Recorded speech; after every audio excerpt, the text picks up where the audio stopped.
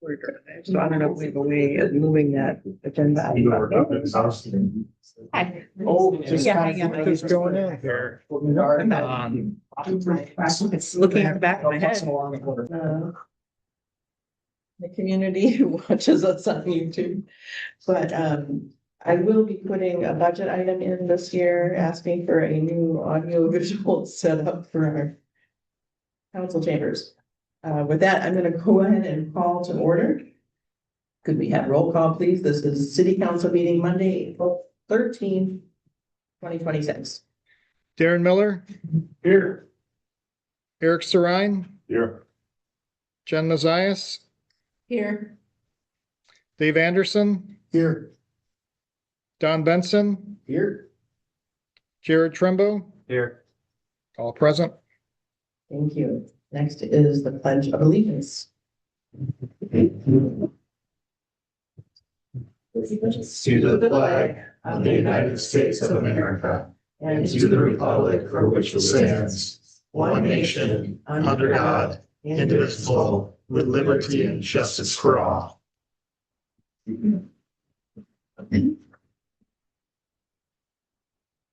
Okay, our next item is approval of CDBG public hearing minutes and city council minutes from March 9th and special council minutes from March 17th.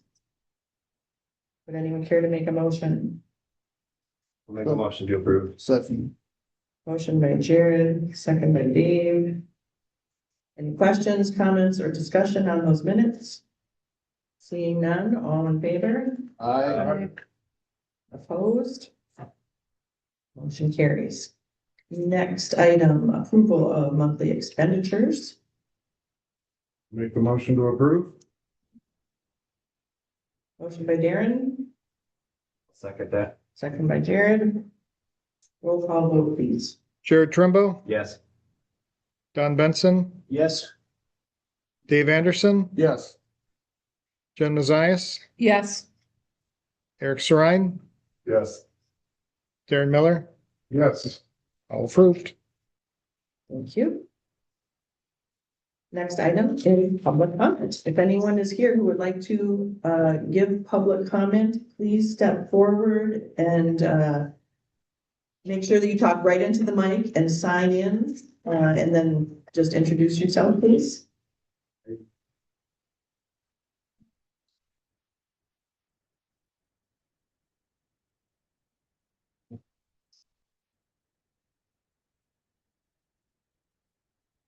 You guys hear me? Yes. If you can pull it up a little bit more, Carter. Or does it not really go up any further? That's okay. Just lean down if you could. You have to really talk right into the microphone. Okay. Or take it out of the Stick it stand out. even. There you go. All right. My name is Carter Navarrete. I'm a senior at Washburn High School. I'm applying for the local government scholarship. My essay topic will be about the importance of transparency in local government.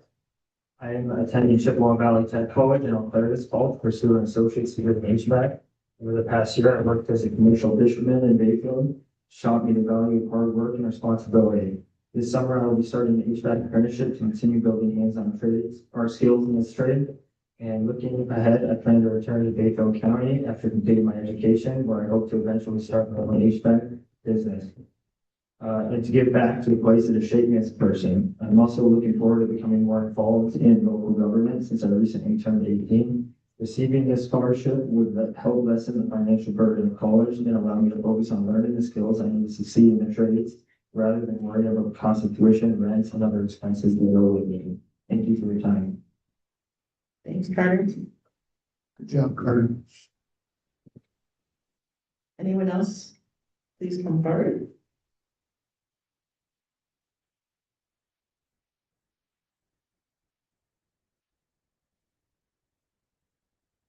Good evening. My name is Prescott Bell, and I'm a sophomore at Ambleside School of Ashland. I'm here tonight as an applicant for the local government scholarship. I have lived in Washburn for 4 years, and my interest in local government stems from seeing how much the decisions made in my own town directly affect me. Whether it's getting a trip to Spirit Days with the county last year, or the plans for the new bike park, local government interests me because of its massive impact on me and my community. I applied for the scholarship because I'm planning to attend college. This scholarship would greatly help me achieve my educational goals and would be a wonderful connection to the community that has done so much for me. Thank you so much for your time and consideration. Very good, thanks, Prescott.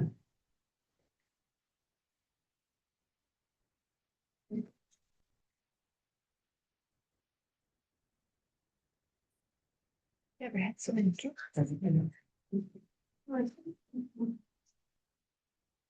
Eric, can you help continue to adjust that, or Ariana's got it?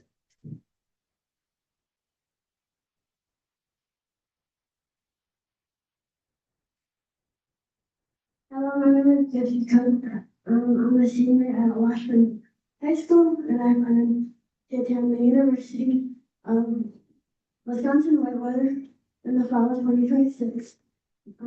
I will be majoring in broadcast communications with a focus on sports media as I aspire to become a sports journalist.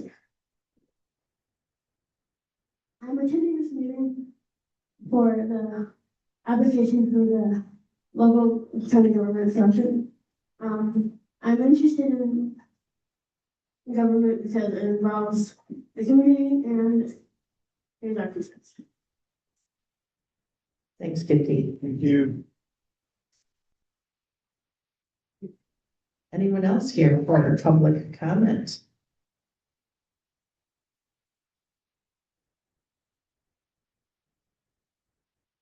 Hi, I'm Marjorie Diamond Simpson. I live at 939 West Bayfield Street, and I'm going to request that you consider opening public comment again when we get to the discussion on the reorganization of the city.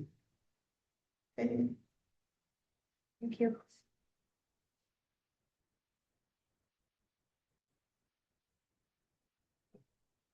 Anyone else here for public comment?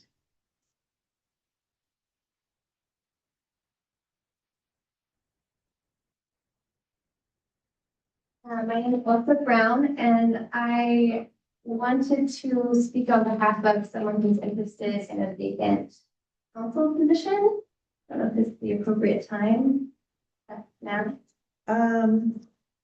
Sure, I think Yes, that's, For public comment on someone's behalf, that would be now. The individuals interested would be later when you consider it. right, I am perfect. not interested in the position, but I came to speak on behalf of Molly Siegler, who is interested. When I heard of the vacancy, and I thought of her immediately. She, in my opinion, seems to be a very reliable addition to the council. She's already made an impact in the community by investing in some renovations of the cultural center. Sorry, not the cultural center, the meditation center. Public speaking is not my thing. It's okay. And I just think that she would, I feel very confident in the decisions that she would make on the city's behalf. Very good. Thank you so much. Appreciate it, Elsa. I forgot. Anyone else here for public comment? Anyone online for public comment? You can see Tony. All right, last call for in person. And seeing no one, we will move on. Our next item is mayoral announcements, proclamations, and appointments. And because of the empty seat, that appointment is a different process than the normal appointment process. So we're not going to do that one right now. I don't have any proclamations. And the only announcement that I have is that this is Dave's last meeting as an alderperson for the city of Washburn. Oh, sad. And so I would like to present you with a certificate of appreciation. And Dave has been an alderperson for District 3 since 2020 and has served on Plan Commission in one capacity or another, whether it's been a city council representative or a private citizen since 2017. So we thank you very much for your service to the city. Your honest opinions have always been appreciated, even though they have not always been popular. But really, it's really great to have someone with such ties to the community, generational ties to the community, and a business owner as such as yourself to represent the city. And we really, really appreciate all that you and your family have done for the community and for your time. So let's go do a photo op real quick. Any You're welcome. parting words? It's been my pleasure. Excellent. Thank you so much. Round of applause for Dave.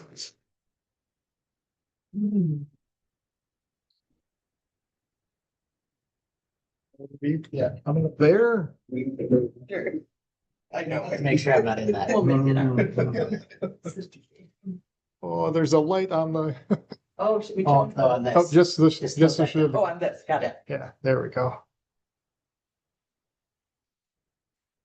Okay. Thank you. Thank you. Thank you, Dave. Thank you. I knew you were coming, but I didn't bake a cake. Right. Just a certificate. All right. And actually, at this time, I would like to entertain a motion, if we could, to move the Public Administration Associates presentation and discussion and action on that item for the staffing study up, if we could, just because Mr. Murphy is here this evening and he has a 2-hour drive afterwards instead of waiting to the very end. If someone would care to make that motion, that would probably be helpful. I'll make, oh yeah, you know. I second. Okay, so we've got a motion by Dave, second by Jen to amend the agenda and move that item up to the next item. All in favor? Aye. Opposed? Motion carried. Thank you very much. And with that, Sean, if you would please step forward.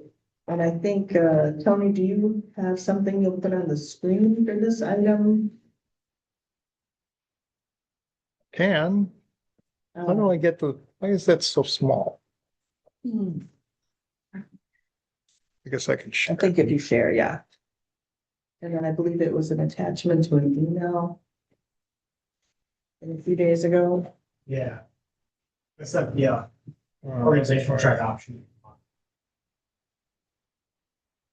So that way people in the audience and online can see. Give us a minute, Sean, and we'll be with you. Thank you. Shortly. I'll just- Come on, Tony.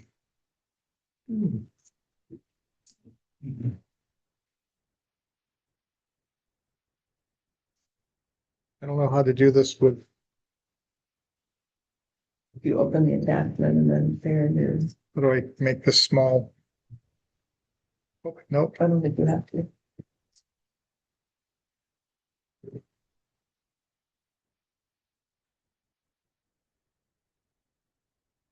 Oh, I see what you mean. It doesn't go away. Oh, okay, so then, for the, just do the little line, that one, that line right there. Like that. Well, that's not gonna kick me out. Nope, just minimize. And then at least it's smaller and then you can drag it over. Okay, Thank you, Mayor. Thank you, all the persons. As you know, I'm Sean Murphy with the Public Administration Associates. We are engaged by the city to look at city hall staffing structure in the wake of the departure of your last administrator. And Scott Raskin aside, and I also interviewed some of the staff, gained some input from the staff, looked at some other communities and their staffing structures. And put together a couple different options for your organizational chart for the city itself. There's 4 options. I don't know if you have all 4. You have the current one. I do. Okay. The current one is, yeah, it is being displayed now, which does show the, essentially the city administrator.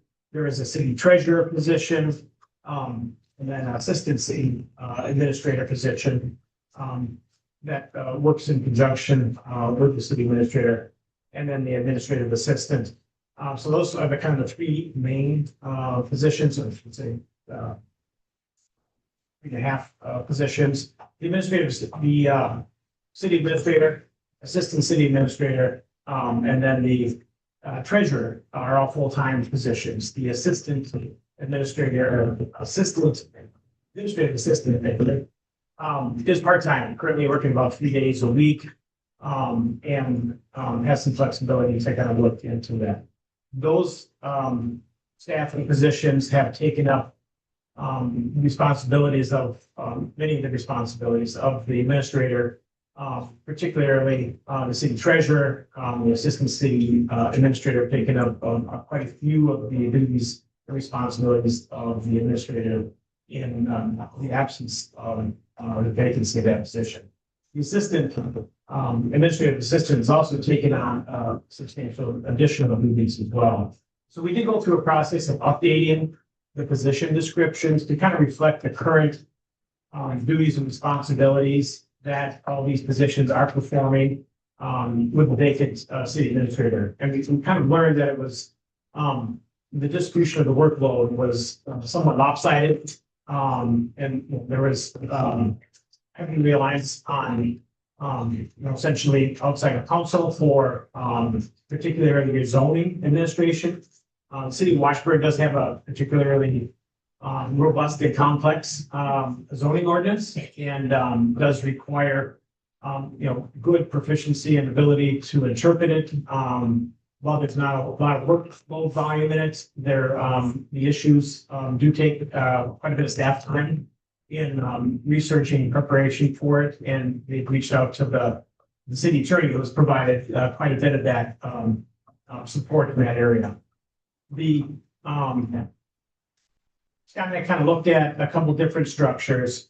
I should note also on the current structure, you have essentially two standing committees. The council is obviously the main body, the elected body for the city.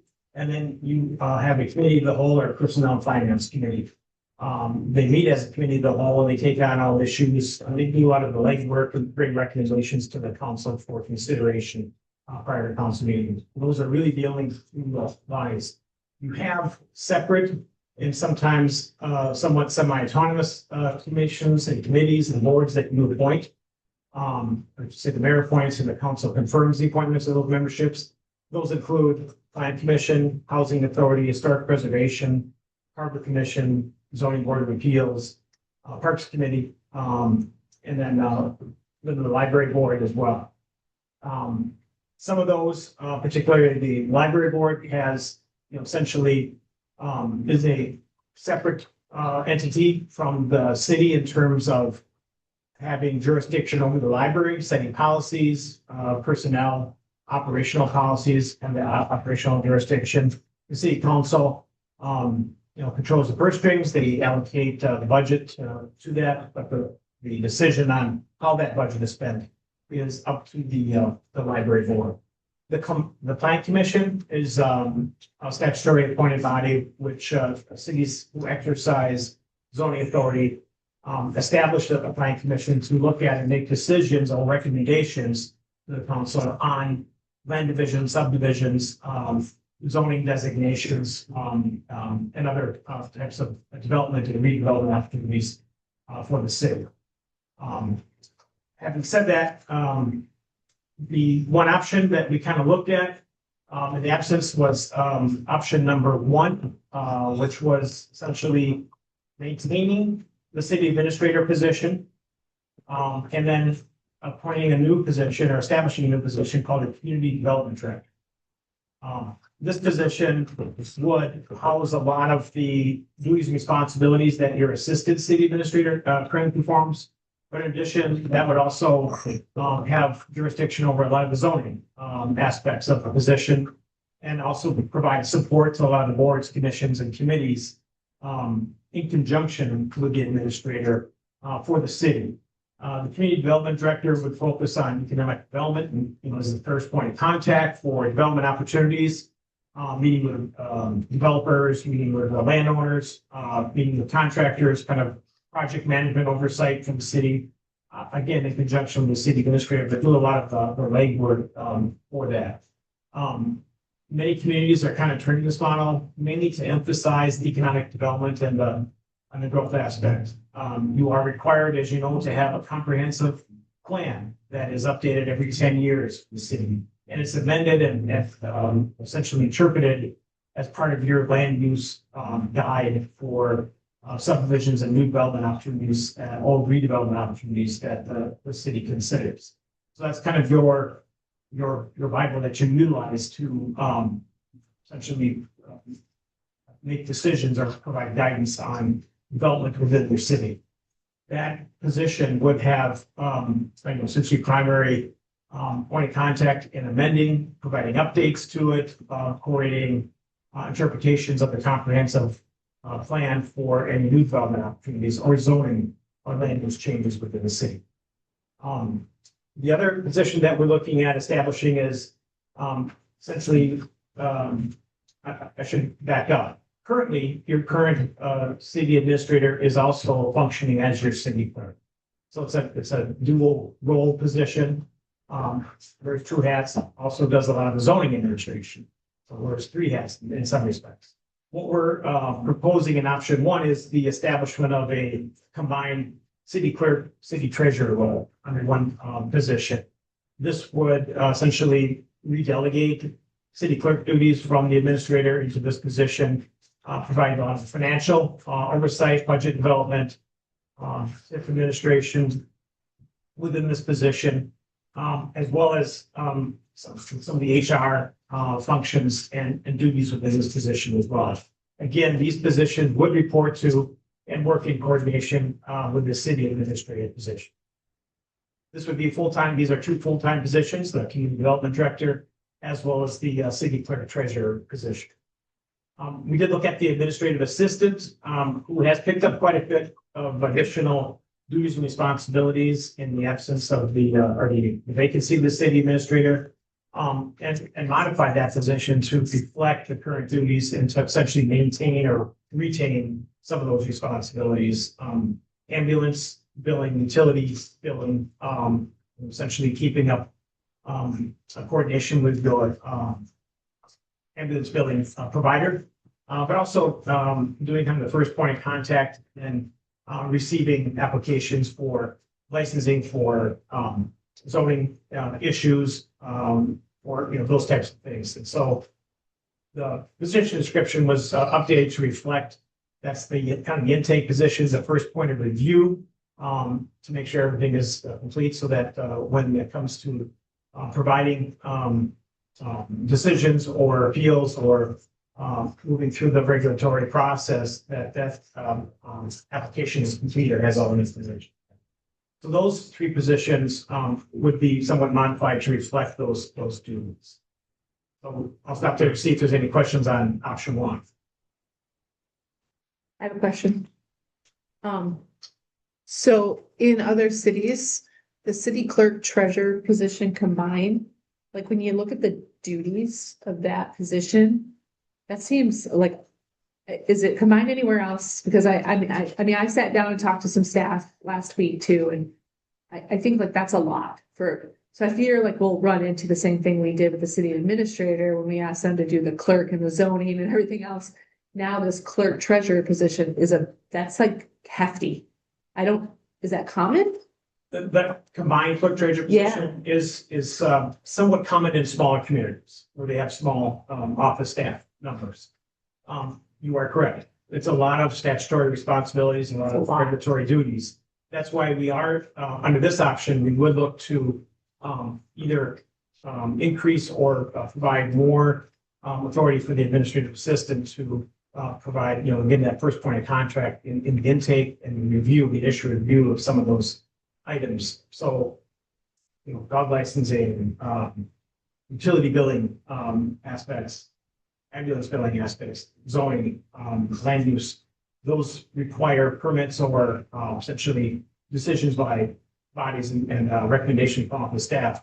The administrative assistant would be the first point of contact and provide a lot of the guidance for the applicant to fill out and make sure that information is complete. That would be done instead of the clerk treasurer, which is fairly common now. Okay, my second question is, the city administrator in this option. You know, we had that person maybe doing too much and now we've kind of stripped the zoning and the clerk duties off of it. And I feel like that's like one of the highest paid positions we have. And I know that maybe it was a little too much, but now I feel like we've kind of stripped it down. Like, so can you talk to me about like that position description in this model? Sure. Because I feel like, again, it's so hard, right? Huh? I had the same question, like, what does the city administrator do now? Right, because I really like the city administrator doing this, like, zoning. So before we But go yeah. too far Too far? into question Okay. two, I just want to point out that once we get through the scenarios, we're going to talk about what personal and finance has recommended Right. I and was then just, get more into some details, I think. okay, that's fine. So this is in kind of just so- a quick overview. Okay, so in this one, the city administrator is not the lead for zoning or clerk, just to be clear. Well, again, city administrator would be involved in and Involved in. would still be Yeah, for sure. supporting a lot of those positions.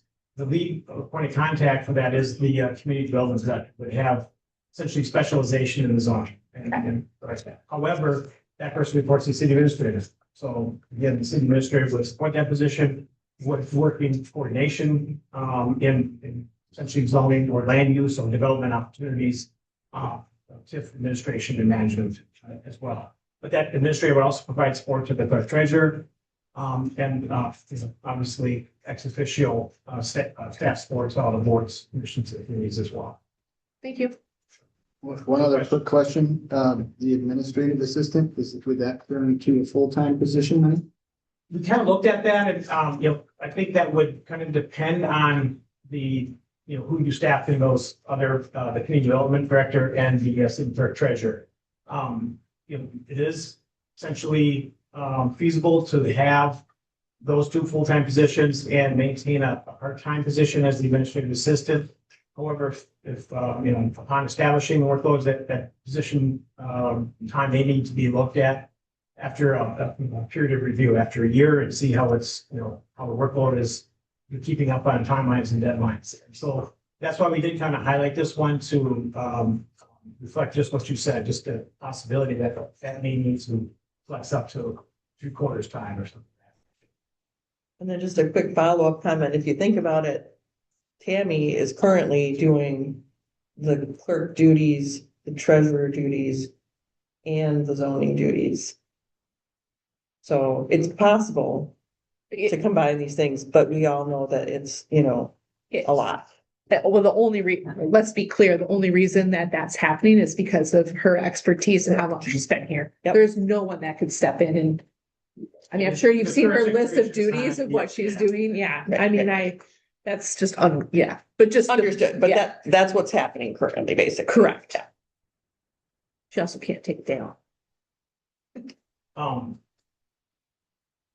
While we're on this slide, I just want to point out the other new position or eventually new entity that we are recommending that you consider is, it kind of goes back to, essentially you have one committee, the whole, that hears all issues, makes recommendations, discusses before it comes to council. That's the, Personnel Finance Committee. Many communities have, and City of Washburn actually did have a couple standing committees, one being the Utilities Commission, and one being the Board of Public Works. Those were essentially abolished and folded under umbrella of the Committee of the Whole, the Personnel Finance Committee, back in 1993 by ordinance. So what the recreation, I guess, if you will, of the Public Works and Utilities Committee would be a committee that would essentially hear all matters related to essentially capital improvements, public works operations, utility rate adjustments, utility issues, and things of that nature. It provides an opportunity for that committee to meet, especially during the summertime, when projects are ongoing, to look at pay requests, to look at contract change orders, things of that nature on a, more timely basis, as needed.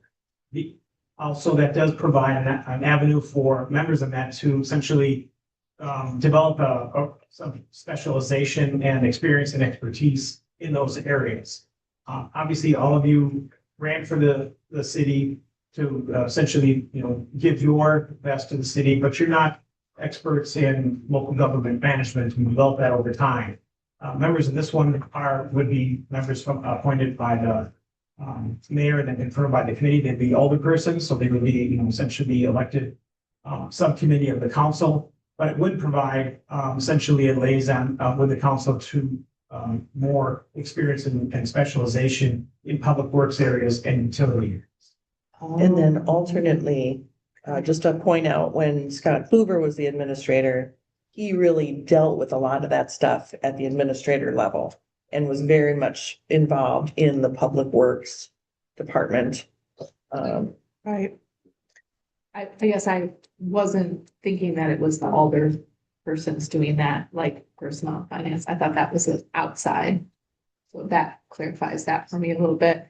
And I wasn't under the impression that the personnel and finance committee was the committee of the whole in doing anything else. Is that what it besides- says in the ordinance? Yeah, when you essentially fold the other two committees into the personnel and finance, it would operate as a committee. Oh, yeah. And I don't think they do, right? You guys basically just do personnel and finance, don't really do other things. Correct. Okay, just so I'm clear on the current organization, because the committee of the whole the council back in the day, we used to Literally we used to lead as the committee of the whole, and then we went into council, so we Sure. kind of had. Here, enough. Maybe. And that is another common Common, structure that Yeah. other municipalities use. Essentially, maybe council will meet every 2 weeks.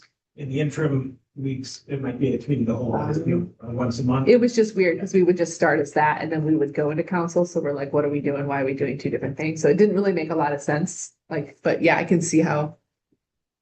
If you met different times and concentrated on different things, it might be helpful to have more time on different things, but that's beside the point. But thanks for clarifying how those are supposed to. Okay, And I should preface all these by saying that when we were given the task of looking at this, it was with the intention that it would fit within your current budget parameters. Essentially, that would, so essentially working within staffing that you have funds available for, which precludes the additional staff members being appointed or created as well. So a lot of things we looked at were essentially redistribution of the workload and try to make the workload a little more equitable amongst existing staff positions. So that's option one. Option two is a different position or different structure in which we have the city clerk and city treasurer as two separate positions. How the city clerk would also have administrative coordinator duties. That's some of the supervisory or the resource duties that the current city administrator position would have as currently.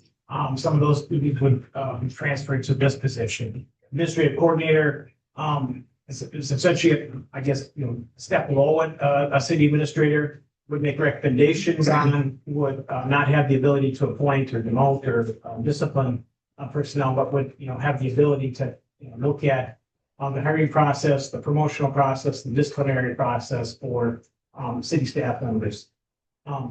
The city clerk obviously would have the statutory and resource responsibilities, as well as the regulatory and licensing responsibilities that go with the city clerk position. This would be a full-time position, obviously. The city treasurer position would be modified to reflect, essentially redistribution of some of those duties, but it would be primarily the financial management and, essentially oversight. So there would be some increased authority for that position to purchase orders, to, essentially develop the budget in coordination with department heads to provide being first point of contact for the city audit, preparation of their financial form C on any basis, as well as some of the utility regulation. Obviously, all these positions would work in coordination and conjunction with each other, which is a virtual necessity in a small staff office. This also has the position of the community development director being established as a full-time position, which would take again on a lot of the zoning aspects and would have augmented authority for making decisions on some of the smaller land use applications, as well as providing support to, like, the Plan Commission, Board of Appeals for preparation of that, and also oversight for parks and recreation, quality of life aspects for the community, and to have project management oversight for capital improvements for this. The administrative assistant, again, would be modified to reflect the additional duties and responsibilities that position has taken on in the absence of the city administrator.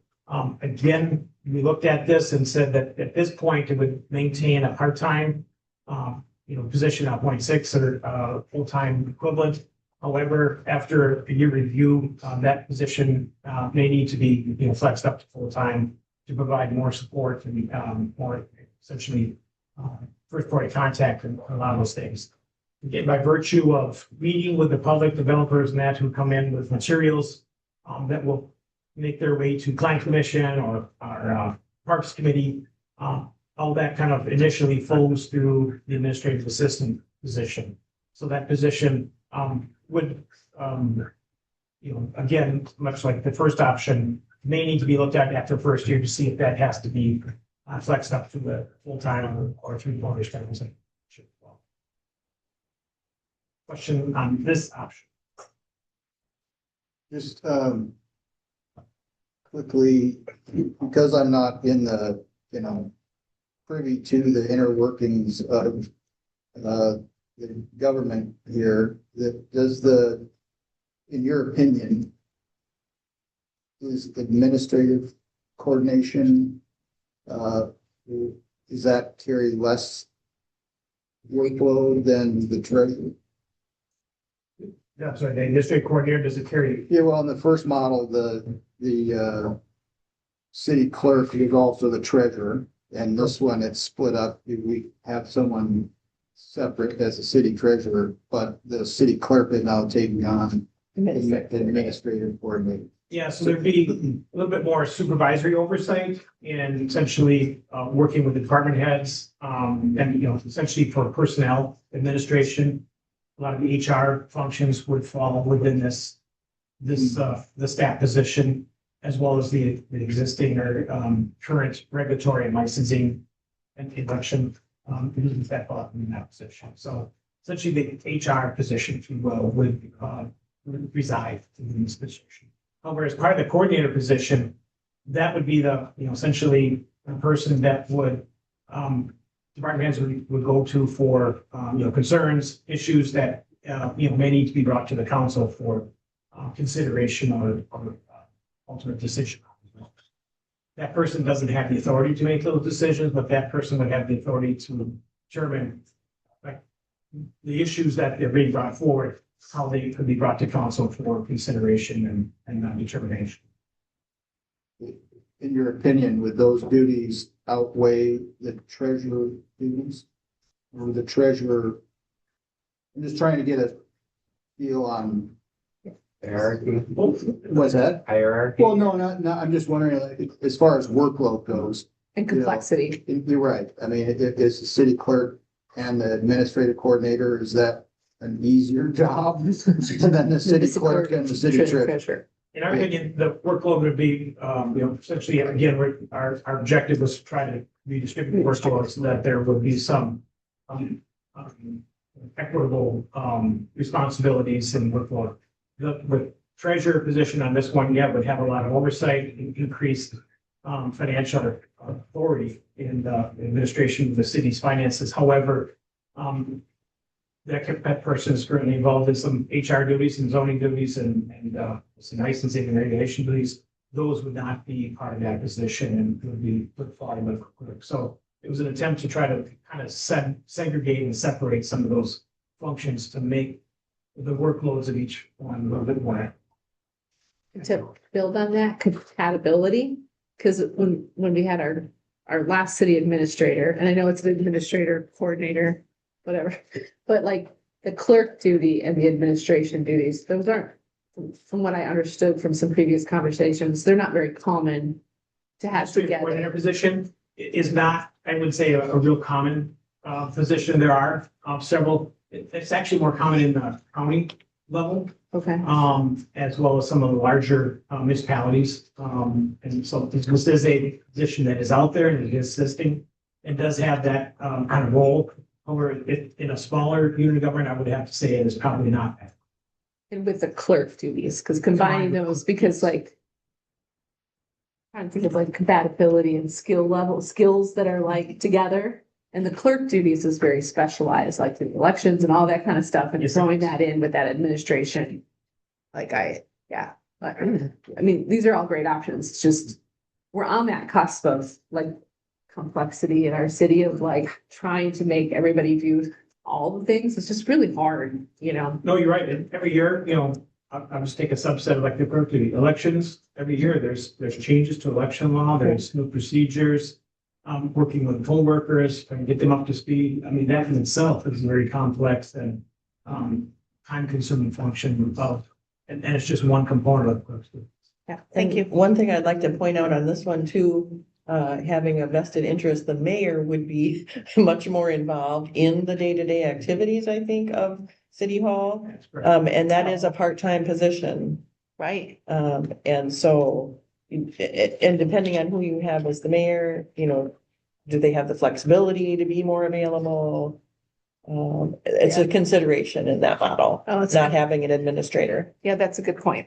So it's still, the mayor is still part-time in this model, but maybe needed more because that administration doesn't have those. The day-to-day administrative authority that was in the current city administrator would fall to under this. And So I thought that would Little be star at the a good bottom. thing to point out. Okay. Thanks. good questions. Thanks, Mayor. So I've got a question, maybe it's for you, Max. Do we have any ordinances or agreements in the city that spell out specifically the city administrator? I'm aware of one. Yes. Language, and would this be an issue if we didn't have a city administrator title? Whatever we do with this reorganization, we'll redraft the city's ordinances regarding the officials and their positions and their duties to comply with what we're deciding we do. How? There are certain statutory requirements. City attorney, city clerk have specific duties that by law, they're the only ones that can do those. Everything else, we can kind of split between whoever else we hire. So maybe this is more of like a contract law issue or whatever, but I've been made aware of an agreement that the city has with some homeowners in town. And at the end of it, it says any changes to this must be brought before the city administrator. Would we be in breach of a contract? No, if that were the case, it could be, it's interpreted to be whatever the laws or the ordinances were written at that time. I don't know the specifics. But if those were amended, the ordinance specifically here for a city administrator position, it would be whatever would take the place of that, or whatever role would step into that. Okay. At that. There wouldn't be any problem, in my opinion, with the city amending their ordinances to remove the city administrator position. Even if it's an agreement or a contract. Yeah, that would come back before city, I don't know the specifics of that agreement or contract, but I bet before it come back to the city administration for consideration of it would be fine and compliant there. And by statute, we have to have a clerk and a treasurer. Correct, they can be combined, but those, you have to have have to be those there. two. Right. And I do believe and you can weigh in on this, but I know there's some discussion about if we bring in outside people, a treasurer position, pretty much anyone with financial knowledge can come in and step in somewhat to a city treasurer position. City clerk roles are very specific to city administration. And so you kind of have to find someone with that municipal experience for a city clerk role. Whereas if it's a treasurer position without the clerk combined with it, that's more potentially available for a Fine, broader just applicant. broader applicable, okay, I don't know if that was correct on that assessment, but Very good. Yeah. that's good information. For these scenarios, I want to point out that we did not put in here, which is another option, and I just want to bring to your attention, is the establishment of a city manager position. City manager is, there are currently like 17, 18 communities in Wisconsin that have a city manager. That is essentially a different structure, governing structure for the city as well. This one, city manager position has a lot of appointment and HR authority that normally would come to the mayor and the council under the city administrator position. So essentially, they act as essentially the CEO, if you will, of the city. We did not look at that. It's not, in my experience, it's not even existed for a community of this size in Wisconsin. So that's why that is not, but that is another form of governing structure that is municipal state styles.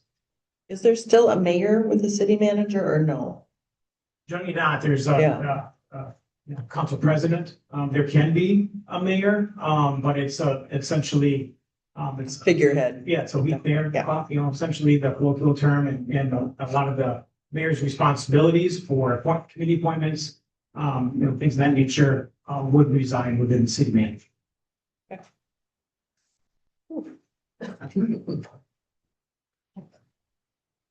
So that's option 2. Option 3, has the, again, retains the city administrator position, keeps the zoning, administration within that position. So it's, city administrator, zoning administrator position. And it would also, have separate city treasurer and city clerk duties. We'd also, essentially appoint, the city treasurer as kind of the HR, person, for a lot of the initial, essentially making sure that, HR policies are followed and also are updated and are provided, but also would, oversee the hiring process, would make recommendations on promotion then as well. But so essentially on the first level of personnel management duties would reside within the city treasurer. City clerk would also be the deputy zoning administrator, as kind of important backup and in coordination with the city administrator. Each position would also be essentially a deputy to the other position. So the city clerk would be a deputy treasurer for the city treasurer, and obviously the city treasurer would be a deputy clerk to the city clerk. So that provides some essentially backup, if you will, and crossover training for those two positions within the staff as well. The administrative assistant position essentially would maintain as it is. However, with that caveat that we look at updating that position description to reflect the addition of the duties and responsibilities that position has taken on in the absence of the city administrator, and with the review period after a year to see if the part-time delegation or allocation of that function would continue, or if that needed to be augmented to record time with it. Questions on this? The fourth option is one that we kind of was the result of reaching out to city staff to get some of their input on, and this was a really, I think, a well thought out structure that was proposed by your city staff, your administrative assistant, Ariana, who in conjunction, I think, with input from both Tony and Tammy as well. And this one is a little bit different in that it does maintain the city administrator, keeps that position as a deputy city clerk. It establishes a combined city clerk treasurer position under the city administrator, it reports to. But it would also have No. staff. There's a separate. That's a deputy treasurer. That's right. You're correct. You're correct. The treasurer position would be separate. The establishment of the city clerk would also carry that designation of a deputy city treasurer. But it also would involve or result in the creation of the community development director, with the zoning administrator functions or responsibilities within it. So that's a new full-time position as well. So this one essentially maintains the current position with the addition of the community development director. So it would add essentially one new staff member. This one does not provide administrative assistant for the to support those roles in this function. So they're, I guess you could say net wise, it is a small game, but it is a big game monetarily because a part-time position doesn't have the level of management costs and expenses of a full-time position. So this would be 4 full-time positions as opposed to the 3.6 or 3.7 full-time equivalent positions. And would involve or require a lot of these positions to essentially also intake a lot of the duties and responsibilities that the administrative assistant has, that being first point of contact for application filing, for payments, for those types of functions that are currently carried out in the administrative system. And just so everyone knows, I did ask the question of Sean earlier, for our administrator position, as we have had it listed in the past at the salary range that we've had it, I wondered if we could decrease that with the decreased duties in the scenario to kind of help pay for those other additional full-time staff. And I believe Sean's response was, we're sort of at bare bones right now with what we're offering for an administrator position, so we probably can't really reduce that very much. So that unfortunately wouldn't help pay for that additional full-time position. Yeah, to attract, the candidates, essentially, who's the size, 5,000 and under, the average salary is about 115,000. So, essentially try to fill it at an underpaid cost. You probably would end up with not a lot of that.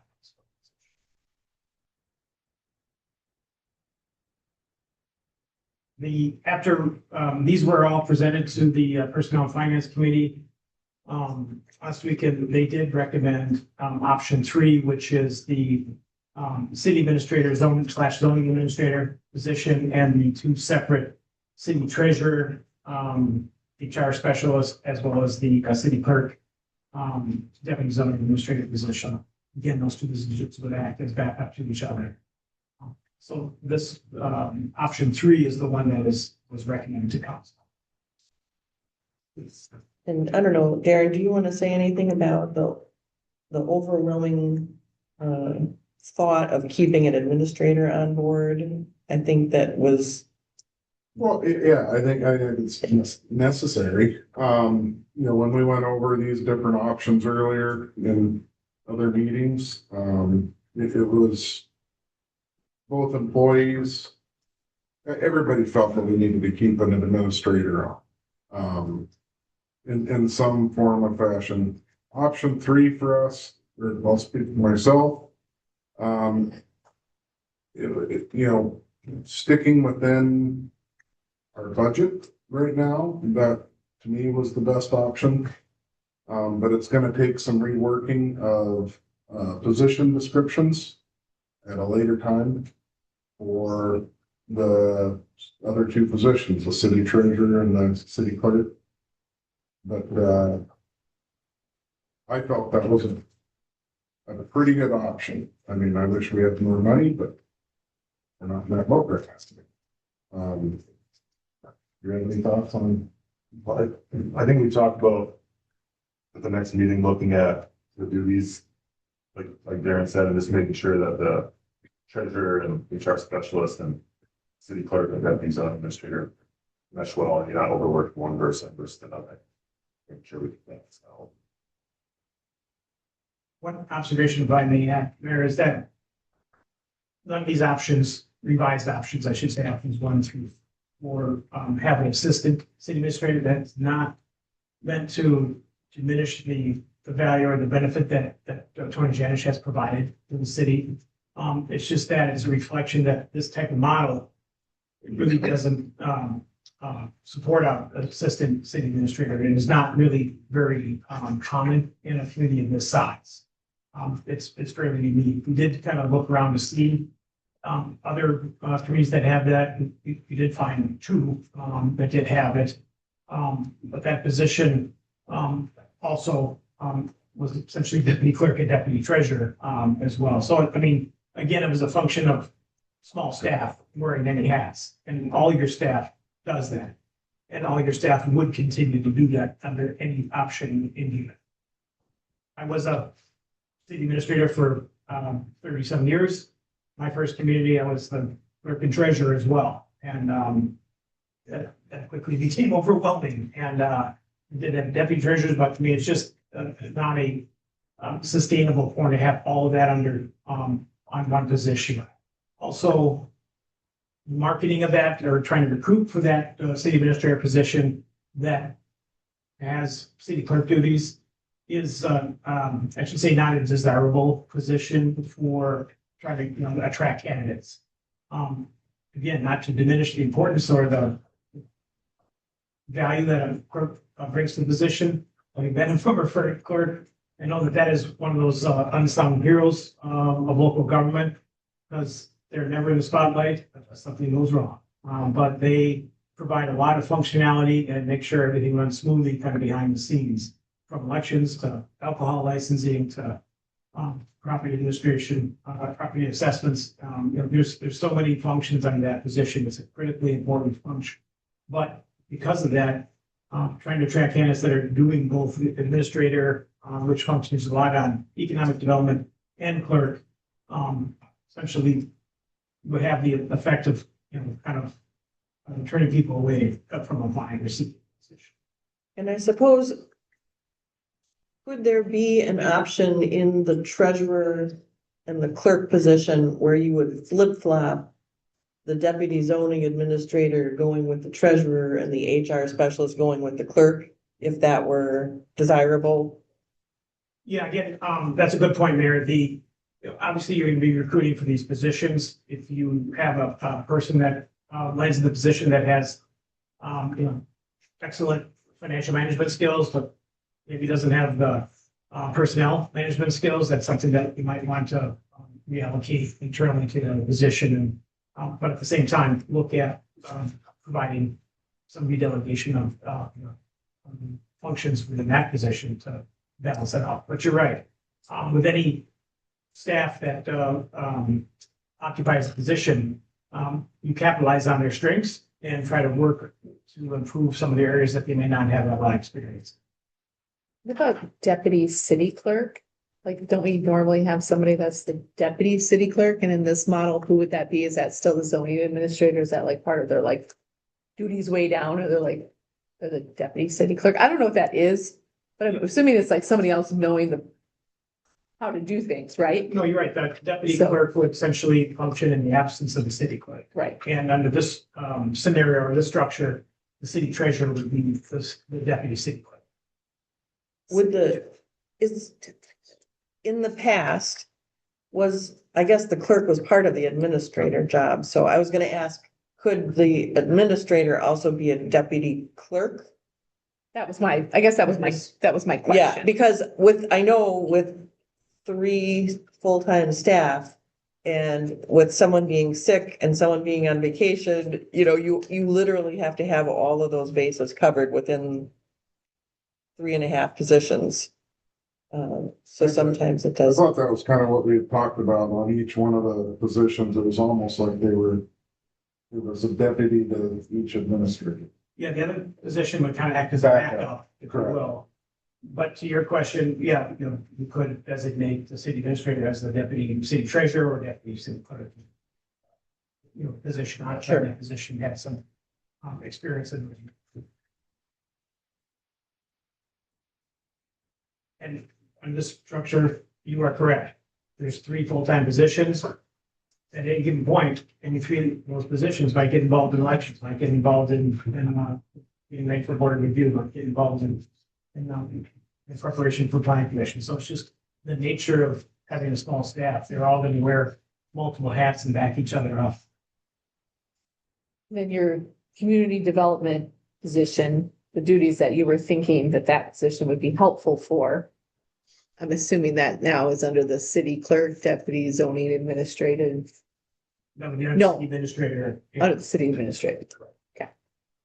And just to point out too, it's not like we have a line of developers knocking on our door. I know, no, it's just like, that position was emphasized in two other options, so I'm assuming you felt like it was a position that would serve the city well. And in this position, and in this scenario, it's gone, you know, and That's just a good my point. question. I mean, the reason we kind of brought forward that in some of the earlier versions was it's an increasingly common position that municipalities are establishing. Because in the current legislative regulatory climate for municipalities, you either grow or you die. And so with the levy limits that are in place, your essentially budget, your property tax levies are tied to your growth as a community. And if you're not growing, you're not able to keep up with, cost of living adjustments, much less. Scott Kluger's not here tonight, but he'd be like, because that's what he preached to us for many years, right? So we're keeping up the fight at the state level to try to make some changes in It's that all right. regard. But I mean, I think that point's been drilled in our head. Yeah. And my humble opinion, Wisconsin has some of the most strict property tax limitations in the nation.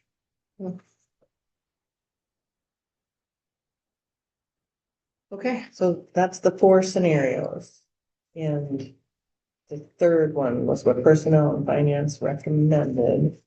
And so we're looking tonight.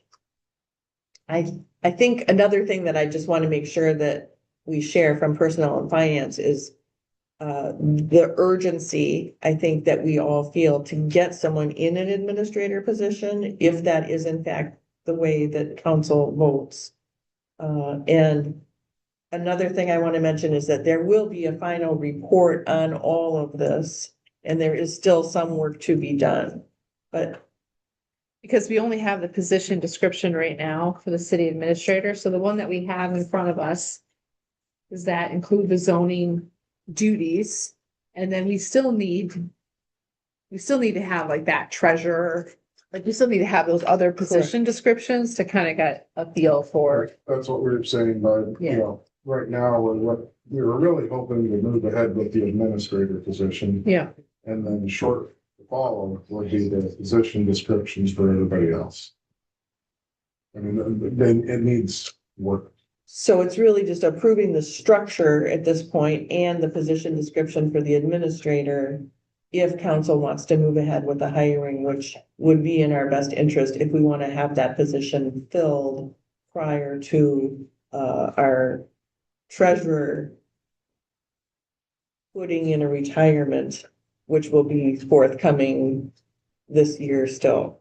And so it's really, timing is just super, super critical right now. We've been without an administrator for a long time, and if we are going to move ahead with an administrator, it's something we need to do as quickly as possible. Right, but it's the administrative position with zoning duties. Correct.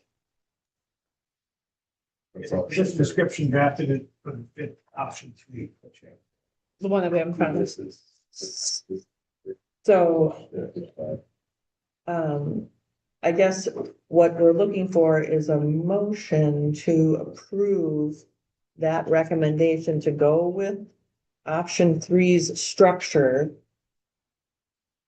And it could potentially include a motion to proceed with the hiring, but at the same time, we also want to talk about that process.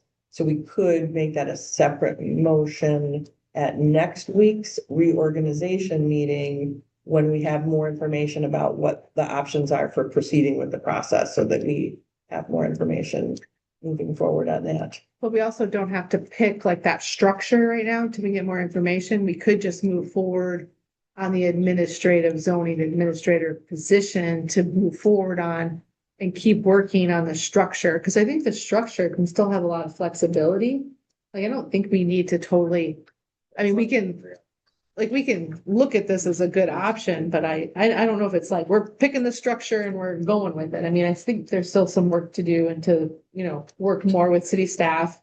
They kind of got involved at the end. And I sat down with them last week and they still have some ideas and they're the ones that know the duties more than anyone. I mean, Tammy submitted like her list of duties to me. I was like, oh my gosh, like, I guess I'm. Keeping in mind that some of those are things that she's doing that the Now. administrator would do. Right, but I'd like to kind of cross-reference. I mean, I'm not saying this is bad. I'm just saying, I don't know if I'm comfortable saying this is the structure. I'm comfortable saying, I think we really want the city administrator position to move forward and with the zoning administrator position, like as part of that. But I don't know if we have to totally say like, we're going to structure 3. I mean, we can tentatively start to move that way and do some more work. And I don't know how much more work we want to pay for. Well, I No mean, it's offense, part of the but- process. So Yeah. if you can talk a little bit about what the process looks like moving forward. Sure, yeah, as the mayor noted before, we still owe you a final report on our findings, which is forthcoming. And we also owe you draft position descriptions. You have the city administrator one, but we need to put together assuming this is the structure that you want to go with, draft position descriptions for the city treasurer and city position. And that's where, yeah, we'll share it with the staff, get some input to make sure we got those Okay. bases covered. So that is part of the work that they will be Okay. doing is further discussion with staff along with aligning the proper balance of job duties. Yeah. To come back for approval. I think that's key is continuing to work with the staff more and like getting those position descriptions nailed down and then letting staff look at them and being like, well, that doesn't make sense to go with that. And that kind of, I mean, I guess I'd just like to see that happen a little bit more with the staff. That's what we talked about is even like you have a list for each position, instead of mashing it up to see what makes the most sense. They're gonna line the wall with sticky notes with the job duties and they're gonna put them under their name and. And early on in the process, we did reach out to staff and got from them Yeah. a list of the duties. Position description is not going to be a verbatim list of every single you do, but it's going to show essentially the responsibility for functional areas that'll come from. Right. So, so to some extent, we did get that information from the staff. Okay. To use that to put together the draft position description. Yeah, because the city administrator description's really helpful. And you can see the economic development in it, zoning, like it's really clear. So, okay, thanks. I have a question. Well, I'll preface this with, I kind of like option 2, much to the mayor's chagrin probably, but, and the reason, I tend to gravitate towards model 2 is, we had a really difficult time finding an administrator. We can wish for one, but the reality is we probably don't have the money to pay for it. I don't know how everyone else feels about that, but for, I can say this because it's not gonna be my hive after tonight. If we start robbing from other services to pay for administrative staff, I think the community is gonna go a little ballistic about that, but in your opinion, would it be easier for this city, giving our budget, to find a city clerk, administrative coordinator versus a city administrator? It's a good question. I don't know if I got good. I mean, generally those are lower paid positions because they don't have the authority that a city administrator has. And so because of that, it might be a little bit more difficult to fill that position because of the functionality of it is different from what you've experienced in the past. So it's going to be a transition to get into that.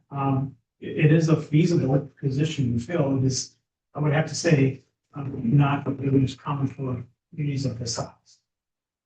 And then just to be clear, we did have, yeah, a decent amount budgeted for an administrator. I think the worst part of finding in it right now, but even for this last administrator, the worst part of it was the clerk position being combined with it in title and duties. And that was the part I think that really kept maybe some other applicants from applying. I have more faith. We've only tried once.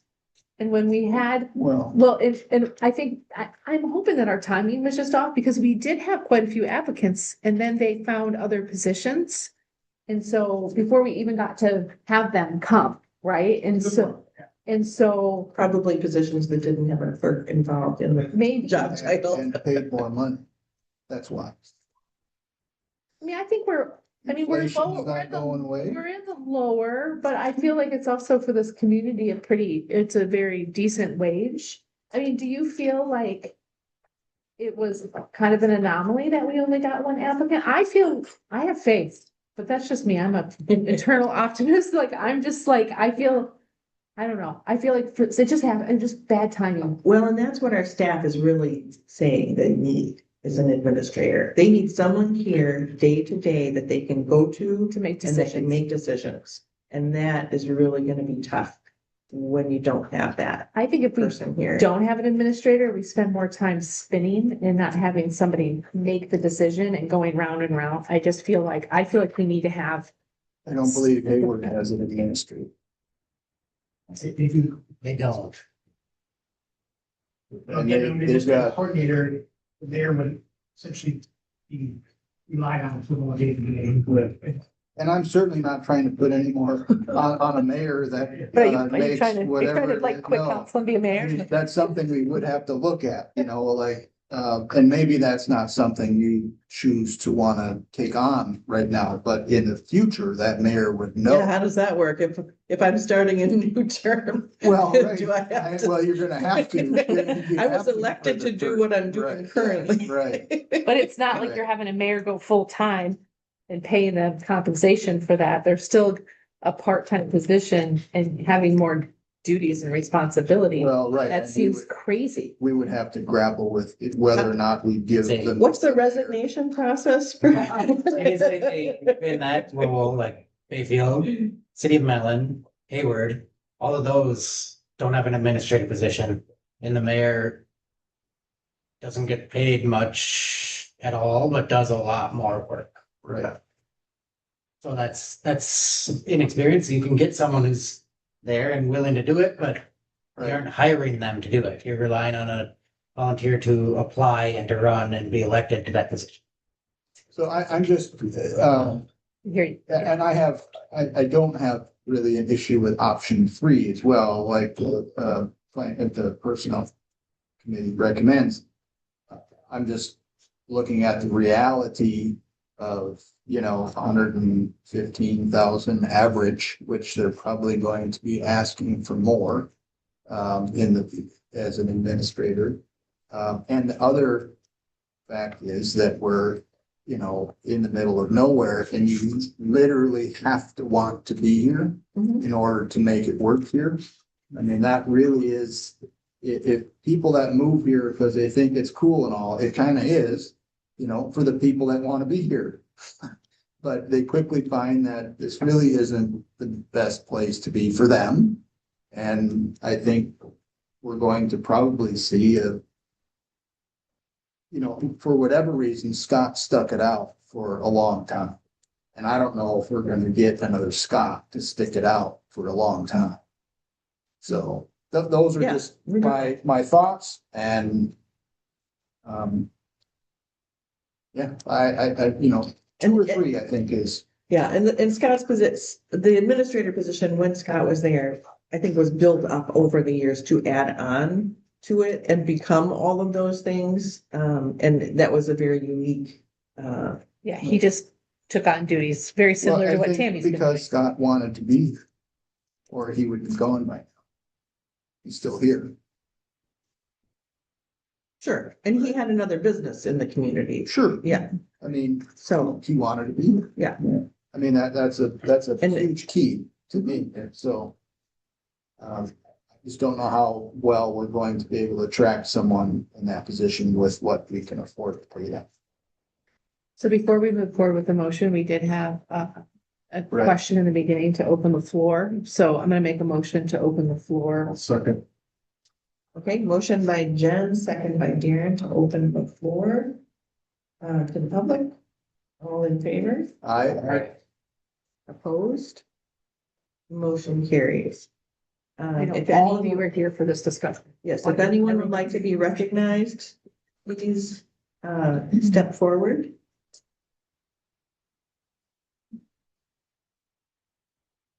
Marty, Brian Simpson again. I have reservations about us being able to hire and retain a city manager at the salary that the city can afford. Just to clarify, city administrator. City administrator, right, sorry. And I'm looking at option 2 and recognizing that that would be a lot of additional work for the mayor, and would there be some kind of a possibility of making the mayor's position, assuming it would be more hours and more pay to go along with it, and then the question of choice is whether or not the current mayor would be willing to. Thank you. Thank you. Thank you. I can answer that. Can you pull that up? Oh, yeah, I can answer that question for everyone. You cannot change the compensation of an elected official during the current term. So current term for mayor, having just been elected, I presume you won. I did. Okay. Couldn't be changed during this term. Thanks, Max. But it hasn't started yet. But she has been elected to the term and the compensation's been set for that.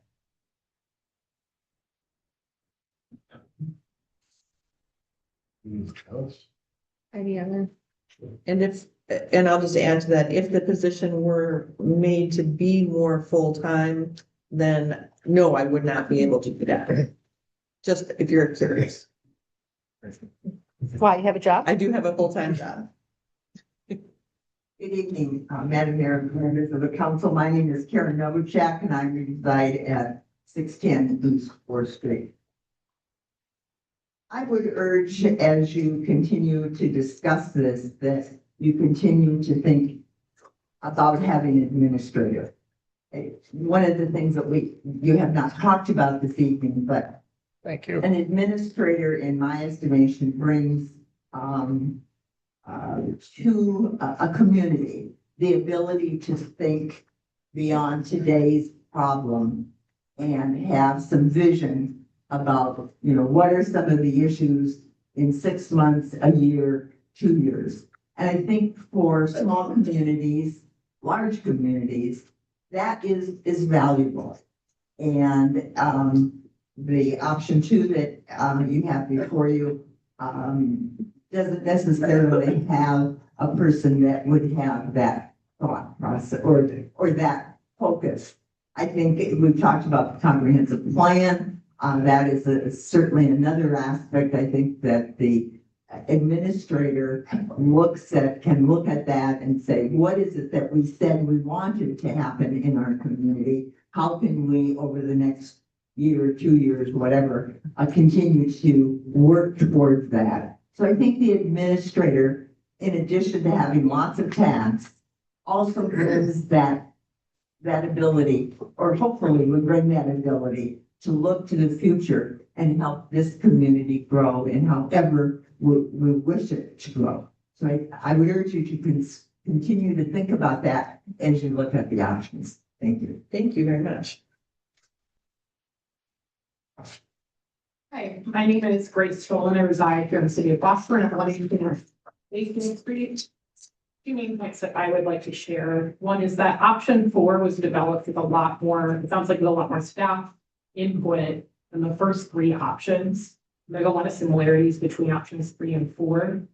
So I would just urge you to maybe put a little bit more weight into that 4th option and some of those recommendations, just given that added involvement of the current staff that are in the trenches doing the work. some of whom have been here a very long time, has a very deep wealth of knowledge and experience to kind of inform those staff recommendations. The other point that I would like to share, there was the suggestion in one of the proposals of having a combined clerk treasurer position. That's a beast of a position. To have both of those, just one person, even if there is somebody else, they're accountable to, that's a lot of tasks, very high level of responsibility, high level of, focus and expertise in different areas. That would be really difficult to have all put on one person. And also thinking of in that model, if the city administrator were to be vacant again, and you have that combined clerk treasurer, now there's no administrator. Just thinking of that person in that role, that's a lot more that they need to take on top of already a pretty hefty position. Which is kind of where we are right now. Yeah, it's not an ideal. I would personally caution against doing that, just both for, recruiting a new person and thinking in the long term for the staff and the sustainability of the people in those roles. The last thing I shared, that community development director position, I think it's a very interesting, compelling position to add. Where it fits in with the other proposals, it's a little bit difficult and then budgetary constraints. I do still recommend option 4 or 3 are closer to what I think could serve the city well. Those are my comments. Thank you for your time. Thank you very much. Okay, anyone else from the public would like to weigh in or have questions? Anyone online looking like they have input? Can you go to 4 again? So I might have the numbers wrong, but just so everyone's aware, I think Scott said that would be about $65,000. Yeah, because of, Option 4, then what we got. because of like possible insurance for Yeah. full-time stuff. Yeah.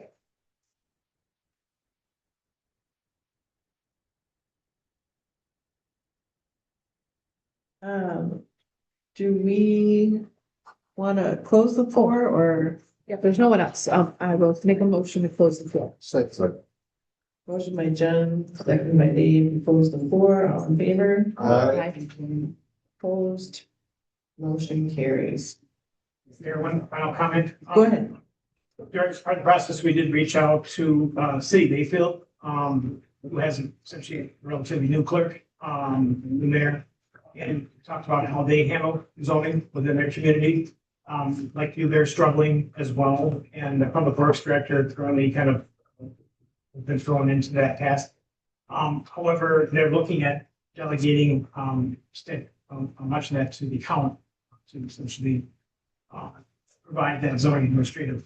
Sorry, we did ask if there would be open to the possibility of doing something jointly in the city of Washburn, and they were very receptive to that and exploring contracted position, so look at that as well. Because there, again, like Washburn, there's not a lot of frequency of zoning administration, but it is time consuming. And so that's something that does require specialization, familiarity with the codes in both communities, as a background in that. And so that's something that you could explore regardless of what structure. So a question and a comment about that. Would Bayfield in that scenario need to adopt the county zoning, or would the county zoning have to utilize Bayfield's zoning code? So I think it's not as much of the, and you can correct if your interpretation's wrong, but I'm involved in that as well. And Grace could also probably speak to that, who spoke earlier. But it's not as much of the zoning aspect as the building inspection and permitting. And this is, the county has, and then limiting a lot of the city of Bayfield, limiting a lot of the secondary review and oversight of their current zoning code. So delegating in actually Washburn, something I'm working on with Washburn too, is coordinating that project within 2024. The county took over with all UDC and some other building inspection and permitting requirements. So Permitting reasons. permitting and inspecting requirements, yes, so not zoning. Okay, But in Bayfield, I think their ordinance is wrapped together, their building maintenance and building inspection code a lot into their zoning code. You know, decoupling that so that there's a lot of that secondary review that's gone okay. now.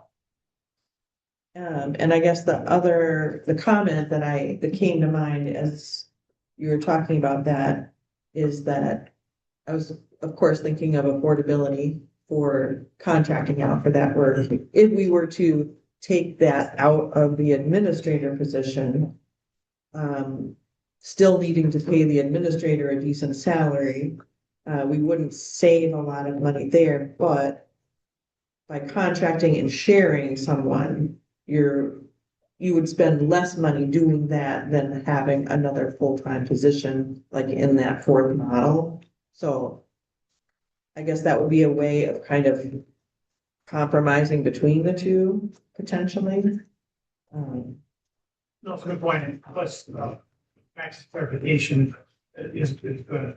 We really didn't touch on building inspection, so that nature, which is something that is commonly shared amongst municipalities, as well, so.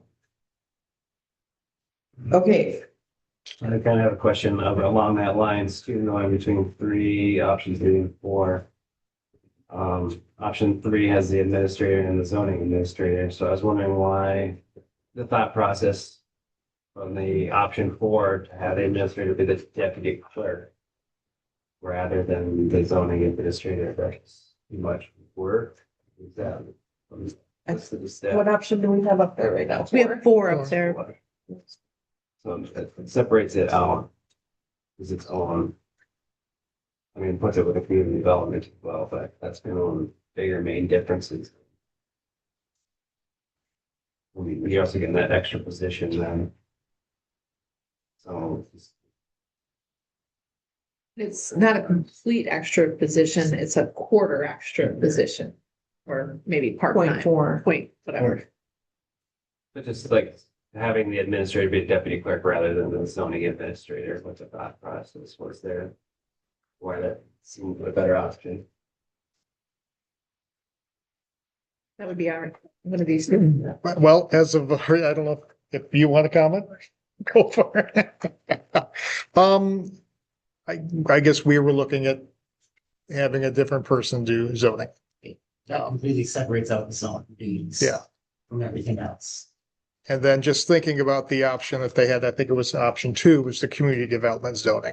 Just looking at that was the combined position that way. So in this scenario, would the administrator be doing most of the HR stuff then? Okay, My understanding is. okay. Gotcha. Which is different than Model 3, where those duties would be with the treasurer or vice versa with the clerk, and the zoning would go to the other one. Yeah. So there, it seems like we need a fifth option. I just kind of wanted to figure out what the administrator might be paired with. If we want an administrator, if we're going to go towards that, or we want job descriptions. Right now, we have it with Zoning. as the zoning administrator, but if we don't go that way, trying to hammer out that So position. just something I was thinking about in trying to make this process move forward is we can always, if we want the administrator / zoning administrator position, we can advertise for it. If we don't get anyone, then we could look at changing again and maybe removing the zoning at that point and going to some other option of either hiring out, the zoning administrator duties to a contracted position as a way of avoiding going to another full-time position and keeping the budget more in line.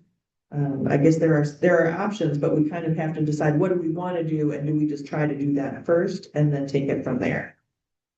What would that process look like? I mean, does that make sense? So say we say we get as an administrator, we currently have a treasurer and a deputy administrator, you know, and how is this all gonna transition? Because that's part of the process too. Correct. Yeah, I guess in respect to that, so then your existing staff, and I maybe have to defer to Max to with some interpretation, but your existing staff would apply, would be considered for any one of those positions. Sure, because then we would also have a clerk position open right away. Because that's out of the administrator position. And we still have a treasurer who is current and not retired quite yet.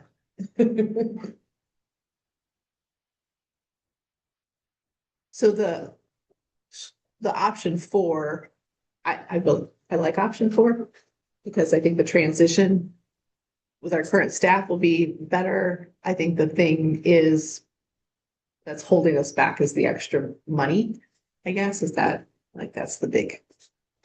So in terms of our budget, an extra 50 to 60,000, depending on.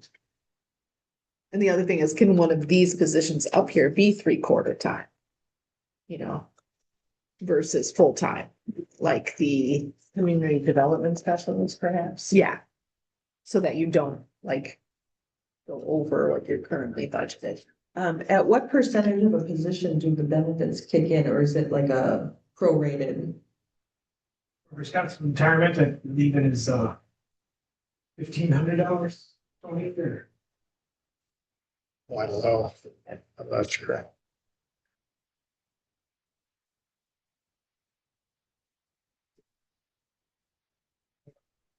$1,500 divided by 80 is 0.72. I think you're right.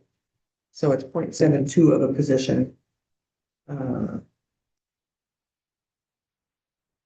it wouldn't be 3/4, it would be 0.7. Which gives us another 1/10 of the position. We're just trying to figure out how to stay, I mean. And if in this scenario, you know, would the staff take turns sitting at the front, or would we have to go back to putting a sign at the front to say go in the back for I assistance? think that is difficult, taking away and putting administrative duties in each one, because that is a time saver and technically a lower, you know, type of position in terms of pay too.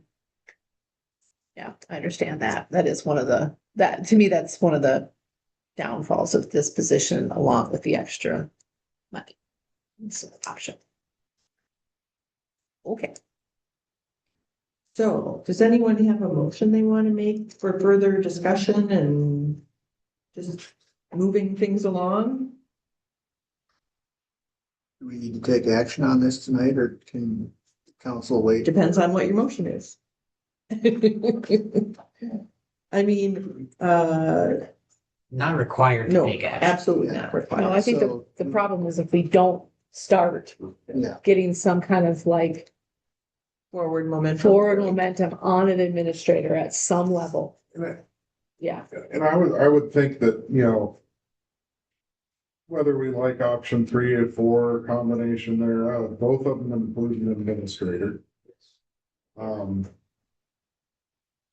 whether we want to attach the deputy clerk or zoning administrator with them, I guess I would be open to either one. But I think the main thing is we move forward with the approval to start to advertise, start to advertise to see what we for can an get. administrator / something. I'll make an emotion. To move forward with Yeah, to begin the process to hire an administrator. / zoning administrator or? Zoning administrator. But that, Do we need to pick an option? I think we can just move forward on Thank a you. motion, on a, I'd like to, my motion's gonna be to include the zoning administrator, just to cast that big net first.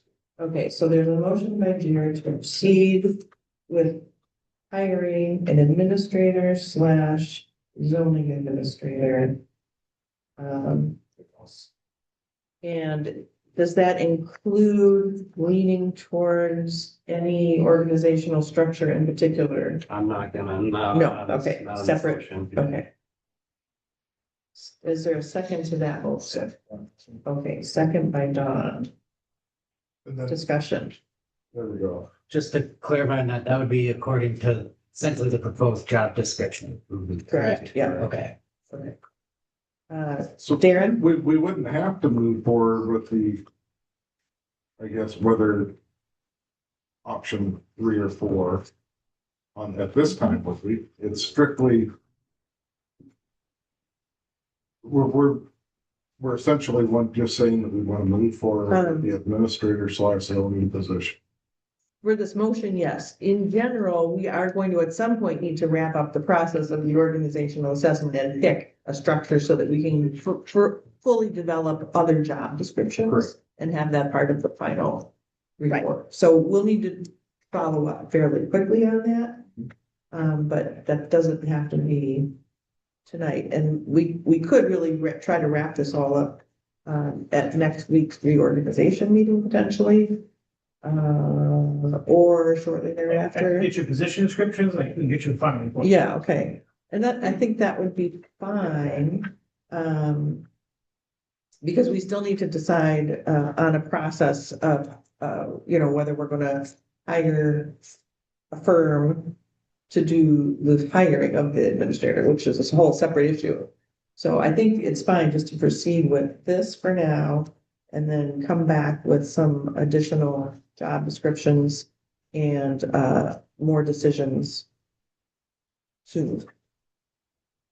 Yeah, I think we have to follow up pretty quickly, to start kind of, because with Tammy's, impending retirement and just starting to make sure that we're really poised on what we're gonna do next, but I think just taking a first step tonight, starting to work towards, everyone agrees, I think most people agree. If this motion passes, can we post this? I think we could post it, but we want to be careful too about how we're going to move forward with that process of doing the hiring. So we'd want to pretty quickly decide if we're going to hire out to do the whole process, which I think would be wise considering we may have some internal candidates potentially.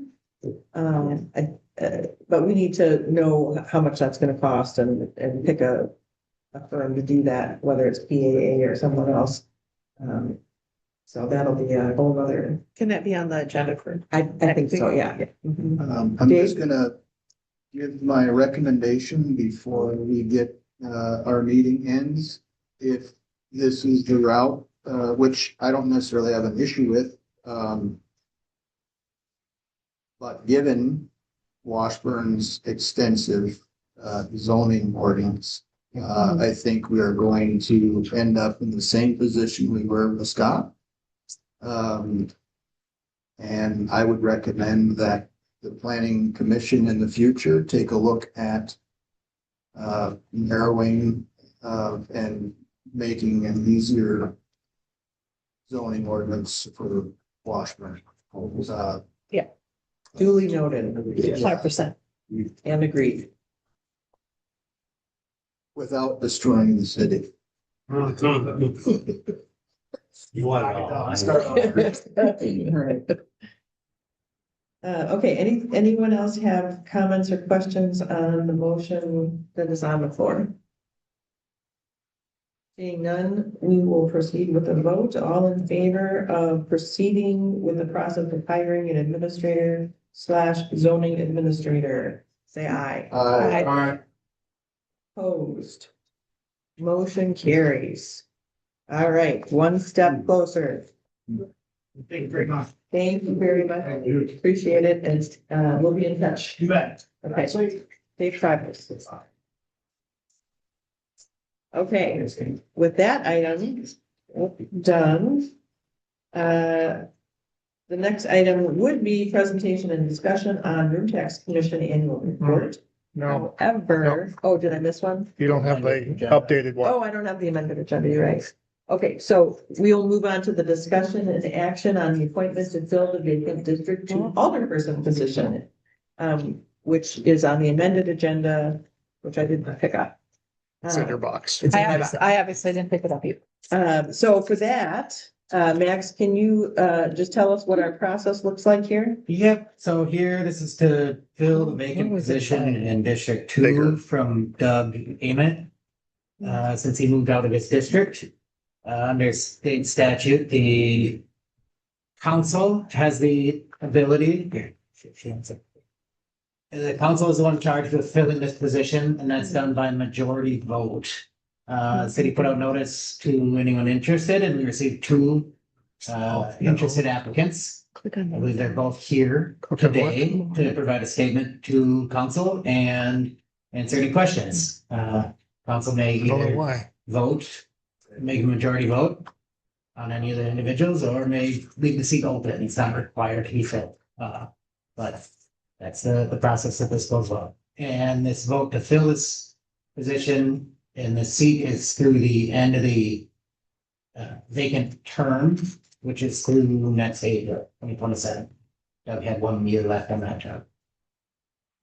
Okay, so we'll go ahead and proceed. Either one of you would care to step forward and address council and just say a few words about your desire to serve on council, that'd be great.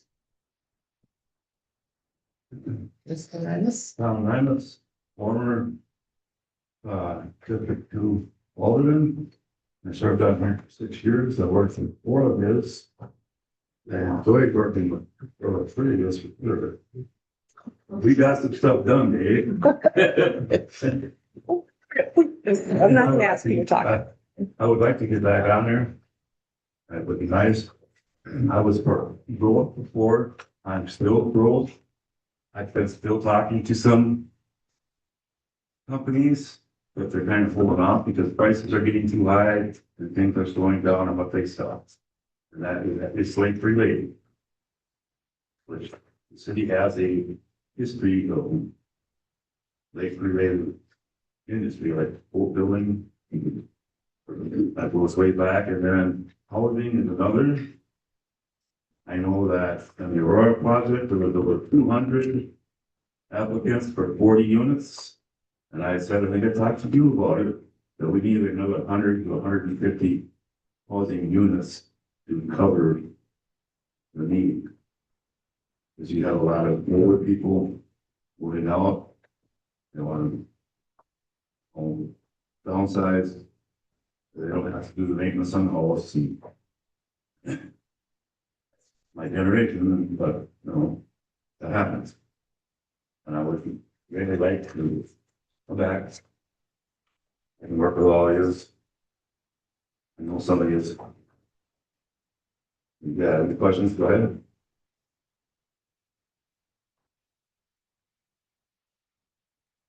I think we're good. Thank you. Thank you. Appreciate it. All right, and Molly.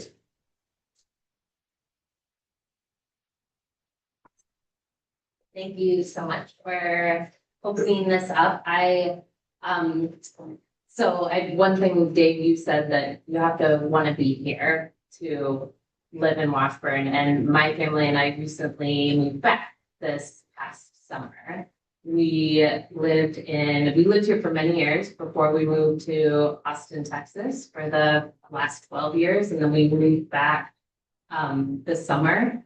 And that was a really intentional move. We were in a big city and enjoying, being able to eat at whatever restaurant you want and Uber Eats, that sort of thing. But once we had our daughter and started to think about like what we wanted our life to be like, in the years to come, we wanted to move back here. My husband grew up in Ashland.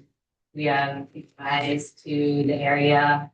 And I personally, like in Austin, worked for small businesses, worked for Fortune 500 companies. I have like a broad range of professional experience that I could bring to the council.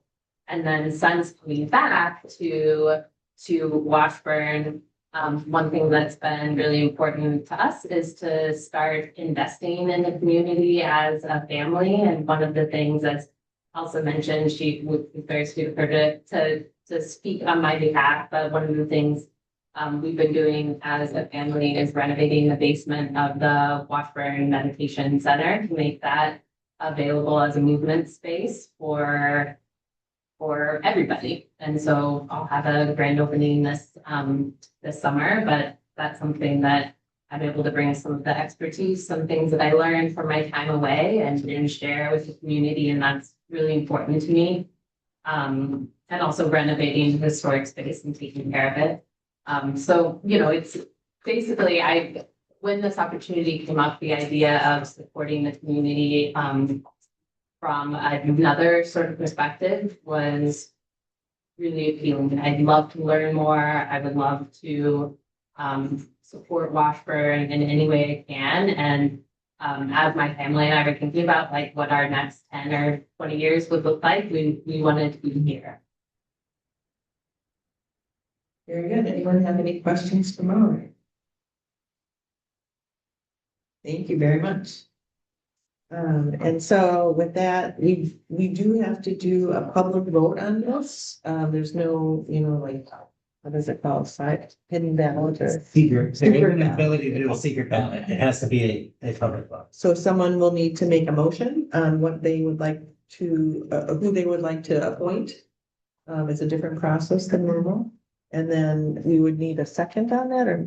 Yes. Yeah, and then council would decide. So we have our two candidates. You've heard from them both. You have their written applications on the citizen profiles. Would anyone care to make a motion? I'll make a motion to appoint Molly. Okay, motion by Eric I'll second that motion. to appoint Molly with a second by Jared. Any questions, comments, or discussion? I guess I think both candidates would be great and I appreciate, I mean, I have to have a thick skin and like you said, you want to be here. I will say that, you know, I've never worked with Molly and I don't know her, but so great qualifications, to bring. I also just want to note that, you know, I've worked with Tom for the past 6 years and, I just will say too about Tom that even though we don't agree on a lot of things, I think like, it was really nice that he would sit down and we would find that compromise. And I think one of the things in this body is that we have everybody from different aspects, you know, and generations and like representing different parts of our community. And that was one of the things that I appreciated about Tom was that, you know, he represented something that I feel like a lot of us here didn't have. And was willing to sit down and look at different perspectives. And so I think that's really valuable to have different perspectives. I think both would be great, but I just wanted to put that out there about Tom and his willingness to always like change his mind. I think Tom sometimes comes off like, I'm pro-development, but he's also pro-conservation, right? Like he, you know, really changed his mind about like, oh, we want to do RVs. Like, okay, well, I can do yurts. I can see how our community would do yurts. And so I really valued that. Yes, thank you to both of you for being willing to serve the community. Really, really appreciate that very much. Anyone else have anything before we vote? Seeing nothing, all in favor of the motion, signify by saying aye. Aye. Opposed? Opposed today. All right. We have our next alder. Thank you very much, again, both of you for being willing to step forward and give your time and energy. And for all the time that you've already given Tom, very much appreciated. And just that position is now valid upon taking the oath of office. So can't come and sit for the rest of this meeting. You're not actually a member until that oath is taken and filed with the clerk's office. So get that done before the reorganizational meeting. Perfect. Okay, we'll be in touch. Thank you. All right. Now we move on to our next item, sort of. So And I say that because we don't quite have the annual report yet from the chamber. However, I would like to report that there has been some very positive discussion between the chamber and the room tax commission and between myself and the chamber board since they have had some staffing changes. I've met their new staff member. I have met a couple of times with the board. I'm really excited for the energy and optimism of the new board. If you want to add anything, Dave, to that. I just want to, none of this was the chamber's fault. This was me. I was supposed to have asked them sooner. I sent my son off to boot camp last week, and it was kind of a weird experience and so forth, and lots of other things came up, and it slipped my mind. So they tried to get something to me today, but it's just not going to work with meshing. They switched their QuickBooks accounts over to try to make things more streamlined and easier to see. So none of this is their fault. This is all me. And I will come back in May and present what I know. Oh, we're not rid of it yet. It's not rid of me yet. So, yeah. Thank you very much for being willing to do that. Okay, so we'll, do we need a motion to postpone, or can we just not take action? There doesn't need to be any motion for postpone. Just the statute recommends presentation once a year or annually. If there is a timeline restriction, it's May 15th, so no matter what, we're gonna be fine. Okay. Off the top of my head, I can't remember if there is or if it, because one statute is May 15th and one doesn't have one for these types of reports. Okay. So no matter what, we're fine if we're. Okay. Show up the next one. I'll do that. Right. Okay. I So- tail it back. Calling in, whatever. All right, so we'll move on to the next item, which is discussion and action on recurring special event requests. 2, temporary close Central Avenue for the following scheduled events. Farmers market and food truck night / music in the park. Make a motion to approve. Second. Motion by Dave, second by Darren to approve. Any comments, questions, or discussion? Do you want to meet the new chamber person? Yes. Oh, yes, indeed we do. Sherry, please come forward to the microphone and introduce yourself. You thought you could get away. Sorry.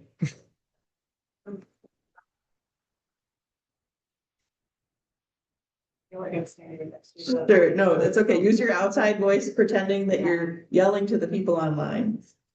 I don't like to yell. Yes, I'm Sherry Nelson, formerly Shoal. That's my maiden name. So I grew up was born in Ashland, pretty much raised in Washburn, high school graduate, moved away, did life in a couple different states. And then about years ago, I started coming back on a regular basis to support my family and their health needs and aging process and things like that. And I fell back in love with the life in this town, and so 1 year ago we purchased a home. And I have had this drive to contribute to this community, but I didn't know what that looked like. And then all of a sudden, the guys of Facebook show up, and there's this position that completely aligns with my desire to be in leadership, but also to make a difference in the community. And one of my driving principles in life is that people and places matter. And that when we get to the end of our life, we're looking back, it's the people that we have connected with and places that we've experienced life that matter the most. And so with that mindset and marrying it into this position with community and working to help our businesses to thrive, it just seemed like a nice partnership. So I'm thrilled to be here, but it's been a little rough. My first week, it's not like I have someone to train me again. And so I'm looking at a computer of somebody else's mind that doesn't match mine, so I am trying to navigate all that. But we are moving forward. I almost have all of our musicians booked, and I'm starting food truck tomorrow. Now that I talked to the health department, working on sponsors, so that's all in place. And of course, we have Brownstone Days that are started 2 months ago. But we will be talking more about that with the city on comments and stuff, but just wanted to let you know that we're gonna do everything we can, and I know the new board is also really fine tuning things on where we're making the biggest impact, so that our time is very efficient. I don't have a question, but I just wanted to tag on to that and say, that it sounds like the new board is eager to, redirect some of the room tax dollars to promoting Washburn, which is what those dollars are for. And that is part of the reason why, a big part of the reason why I think they made the decision to not just rehire a full-time director, but hire a part-time, tell me the title of your job, community outreach. Engagement and membership coordinator. Okay. So that some of those dollars can be redirected to go to promoting the city as a tourism destination, Yes. which again is the literal statutory requirement of those dollars. So really great move. I'm very, very pleased. I'm so happy that you're the one who got hired for that position. It's been a pleasure, just in the first couple of weeks of you being here, having you there and knowing that, you, together with Nicole, who's been there for a very long time, will take good care of the chamber membership. And I would also like to take this opportunity to let people know that you can sign up for the weekly e-blast through the chamber as a great way to just stay in touch with what's happening in the community. And I'm really hoping I did, you know, it's a little bit off topic, but I did meet with the school superintendent recently.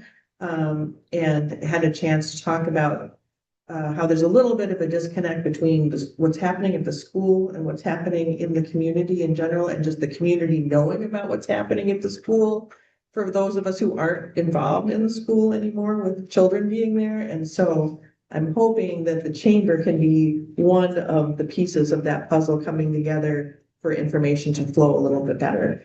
Between the city, the school, and the chamber. I think that would be super helpful. So looking forward to working together. I understand. Well, I would add that, at our last room tax commission meeting, it was a 180-degree flip from, previous meetings in the chamber in a very good way. And it was a breath of fresh air. And I'm confident, that Kara and Sherry are going to deliver us right down the right path. So, excellent. Yep, I think we're in good shape in that regard. Hooray. Thank you. Thank you very much. So we do have a motion and a second on the floor to approve the temporary closure of Central Avenue for those events as stated. All in favor? Aye. Opposed? Motion carries. Next we'll move on to the discussion and action on special event request for temporary closure of Third Avenue West from Mayfield Street to the alley along with Dog Park for Dandelion Days. Make a motion to approve the closure. Second. Motion by Dave, second by Don. Any questions on this? Is anyone here from Dandelion Days? I don't see anyone here, but we've had this event now for a few years, so I think everyone's fairly familiar. So seeing no other questions, all in favor? Aye. Opposed? Motion carries. And moving on to discussion and action on the certified survey map approval for tax ID 36167 in the 300 block of East 8th Street, Matthew Larson petitioner. It looks like we have in tab 5 of your packet, copy of the certified survey map. And there were no concerns about the approval of that. Does anyone care to make a motion? To approve. Motion by Jared, second by Eric. Any questions, comments, or discussion? Is this the first time we've seen this come? It went to, this one went to plan commission. Which is The a plan- neighboring lot has come for council a few times, and there's still some outstanding questions with that neighboring lot. But this one created this CSN lot. There weren't any concerns over this Okay, designation, but the lot to the at 12? east of this, Oh, northeast of this, is one that has come before council before, but there were still some outstanding issues, so it couldn't get resolved. okay. And this is wrapping up, this is correcting some of those issues of that neighboring lot. So we're And probably at- gonna see more of At this. some point in the future, we're gonna get a CSM for that lot that Okay. extends this to the northeast. I knew there was more to the story, I just couldn't Yeah. find it, so thank you, that's all I needed. Okay, any other questions? Seeing none, all in favor? Aye. Aye. Opposed? Motion carries. Next item, discussion and action on ordinance 26-00, replacing the recycling regulations. That's tab 6 of your packet. And this is something that we needed to do for the requirements of our recycling grant. So I don't think there's a whole lot of question here, but does anyone care to make a motion? Motion to approve. Second, Motion by Jared, second by Jen. Any questions for Max on this? I think, did you draft this up, Max? Yeah, it actually doesn't change much from our existing one, but there was some, the codifier didn't get the last updates he did published, and there was some questions about what our actual effective ordinance was, so that's how I drafted this as a full repeal and replace. So we know this is now our current one, and it complies with whatever the PNR requires to get these grants that we always get. Periodically, every few years, they add new definitions and they change what is and isn't recyclable, and we have to. yeah, that's what I was gonna ask, like, does this match, like, what we actually can Yes, recycle Yes. within our current? yeah, Okay, that was gonna be my question, because, thanks. and yeah, we do run these by. The other requirements in the ordinance are by the trash and recycling collector that aren't statutorily required, but are requested by that. Okay, thanks. Okay, any other questions on that? Seeing none, all in favor? Aye. Opposed? Motion carries. Next is discussion and action on application for water utility rate increase effective September 16th, if approved. That's tab 7 of your packet. This is the kind of thing that I believe needs to be done periodically in small increments like this, so that we don't wait too long and then have to have a big adjustment. So whenever the PSC allows this to happen, I think it's a good idea to move forward.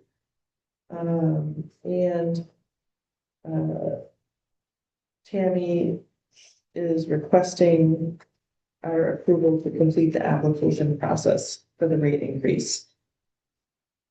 So it's just an approval of the application at this point. Does anyone care to make a motion? Make a motion. A second. Okay, motion by Dave, second by Darren to proceed with the application for a water utility rate increase. I believe it's for 3%. Is So what we qualify for. what was the increase in 2024? It says that the last water increase was in 2024. Do we know what that percentage was? I think it's higher. I think that was 4%. That was in one of my memos last month. Yes, I believe so. Is it 4? Yeah. It would have been a few years before then. And I think the requested increase was 5 something, PSC only approved in the mid 4%. Just while we're discussing this thing, I did get a complaint about a water bill being quite a bit higher than was expected. I know the city occasionally in the winter time does like recommends that you leave your water trickling. Do we provide any credits for people when that occurs? Only when we require or request someone to do that. I don't think we did. And we did not do that So this with the year. new meters that got installed everywhere, they also have temperature sensors on them. And they only get those calls and those trickle orders if that temperature sensor goes below a certain amount. And yeah, I don't think this year, as far as I know, none of them actually went out.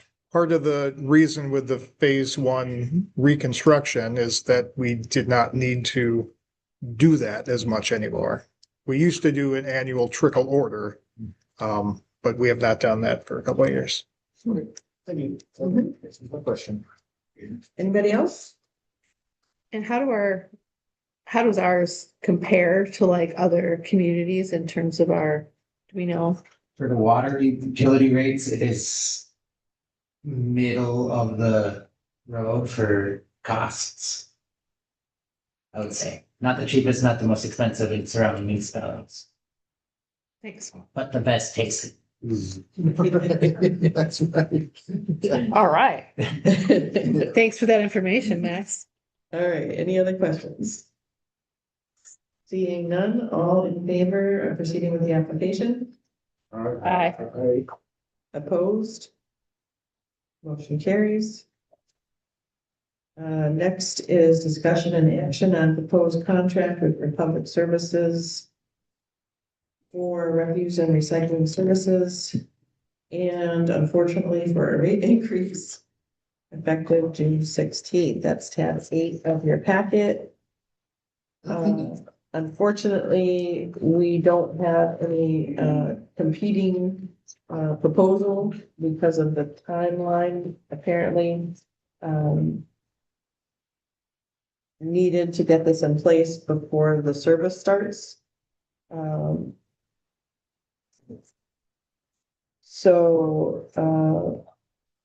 know that we have a whole lot of options. Well, didn't we get a memo that they asked for an extension, Yes. 6-month extension? And I don't believe that was approved. Is that, That is what Waste Management is suggesting. So, did we request that? no, I was contacted by Waste Management, while at the same time I was speaking with Kathy with Republic Services. He asked about submitting a proposal. And I said, yes, sure, please submit a proposal. I need it by this certain date to get it in the council minutes or council packet. I received no information from Waste Management. Last week, I received the letter that I passed out to you today from them stating why they did not submit a proposal and then suggesting that we ask for a extension and then go out to RFP. Part of the reason with this, and in my memo, I do say that, I mean, the rate increase will increase. This is again, we had a 10-year contract with Eagle Waste. Eagle Waste sold out to Republic. Republic, took over the contract. But it's been 10 years since we've had an increase. Well, it had some slight increases, but again, 10 years ago, the cost of things were less than today. So there is an increase comparatively to other municipalities around here. I mean, I called Ashland today just to ask them.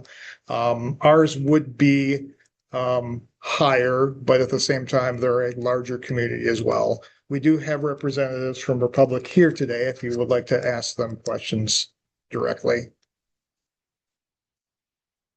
Okay.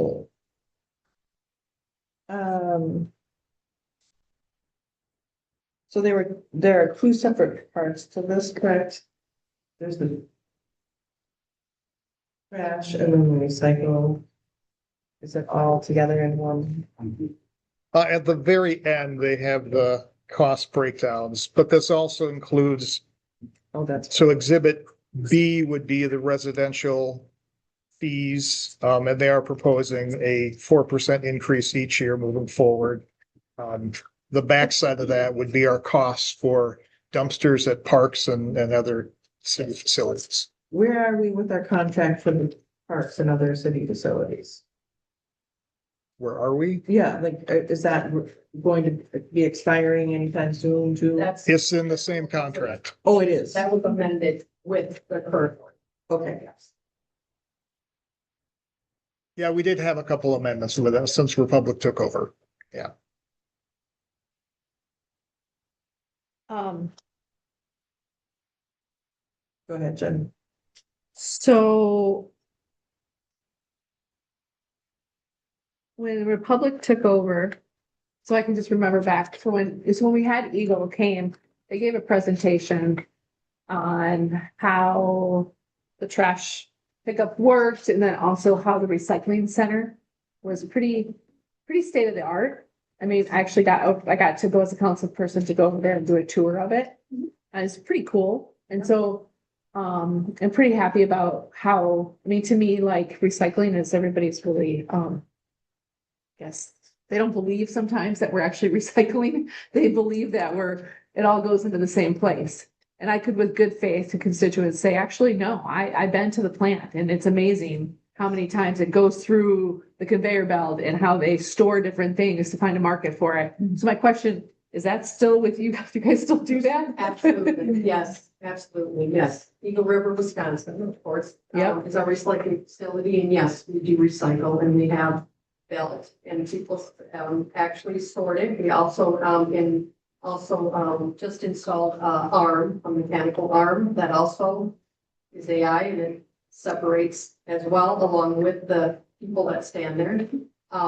We also, a nice thing about the facility, since you've heard about it, is we've built another facility down in Indiana and also in Arizona. We have a polymer center that we don't ship our bales to other locations. We have our own now, and we totally recycle the plastic all the way down to the plates, and then it gets processed to new bottles and such. Yes, all the way from your garbage can all the way to the new bottle. Yeah, it was my tour was pretty impressive. So I'm glad to hear that is still the case. Is there any particular reason why we haven't been doing incremental increases and now we're doing a 4% each year? It was something that was unforeseen by our company. What happened when Eagle Waste sent us over the information for your city, it was implemented into our systems and it never changed anything. So you have been at the price that you were even before 2016 or 16. So you have been at the $9.79 for 10 years with no increase. So that was some. I have an 11-year-old daughter. I'm the general manager, by the way. I have an 11-year-old daughter. She likes Bob Ross. And like Bob Ross says, we don't make mistakes. We have happy accidents. And Washburn's been the recipient of a happy accident for you guys. So that $9 is just the garbage though. Because in my memo, I have $12, but that's for the both services. Yeah, $9.79 is. Yeah. Just a couple of things that I'm noticing. Go ahead, Don. I see that we're without the city's 3% fee or $3 fee, that we're basically in line with the state act. Yes, yes. That's a little shocking to me, and things are usually a little below average as you. Yeah, well, and you're not, I can tell you that in the I did a research on northern Wisconsin, pricing, and it's about 22 to 28 per month for both recycling and the waste as a part. So I did a general, I mean, not just not the public services. I did a kind of search for northern Wisconsin overall, and that is the average. It's about $60 average every quarter, currently. Matter of fact, I live in a small town like yourselves. I am from Shell Lake. I live in Shell Lake, and my bill that I have to pay with my utilities quarterly is $68.90 to almost $69 every quarter. So same size town, we live in a beautiful lake, not quite as big as your lake. But yes, so lot of tourists, many tourists come. We have a lot of people that own lakes around, homes around our lake in Shell Lake. That don't live in our community, so we're kind of used, we have the same kind of community that you have. Okay, so considering we're right, that average, why are we at 4% increase per year going forward in part of the contract? That's an average, it's anywhere, I mean, we have, I would say 85% of our municipalities that have our cart service, curbside service, it's actually 5 to 8%. Majority of them, I mean, we don't have anyone. So does trash collection pretty uniformly outpace just general inflation in this country? That's what, I mean, for our industry, that's what the normal increase is, because we have these, I mean, one thing about this proposal too, that we are pretty, proud about is that this pricing that we gave you was before of all this price increases, and we know what happened to diesel in the last month and a half. That's gonna be a challenge for sure. This is not included in that, and we don't plan to change it. If you make a decision tonight, this pricing is forced to stay. And we did this pricing before that happened. What other communities up there do you serve? Ashland, Ironwood, Bessemer, Ashland, Town Superior, there's 72 of them, we're here a while. yeah. I mean, I'm a peninsula, Bayfield County specifically. Yeah, so I think those are the ones, we do a lot of township drop sites, like Fort Wayne. Some of those smaller, where it's just the dumpsters off location. In area solid waste. Do you do some things for the county as well? Bayfield County? Yes, that's the Bay Area solid waste. We do that area then.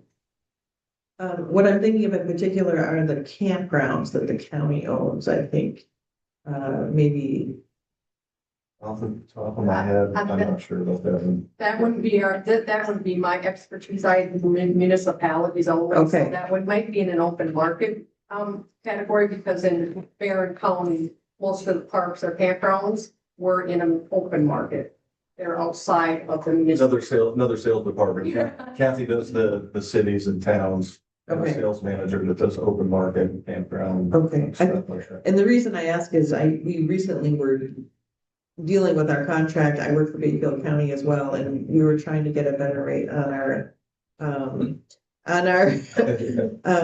our pickup at the fairgrounds, and we were looking in comparison at what the campgrounds for the county were being charged, and it seemed like it was less than this amount that I'm looking at for the city garage at $204 per week. It looks like there's 2 6-yard containers.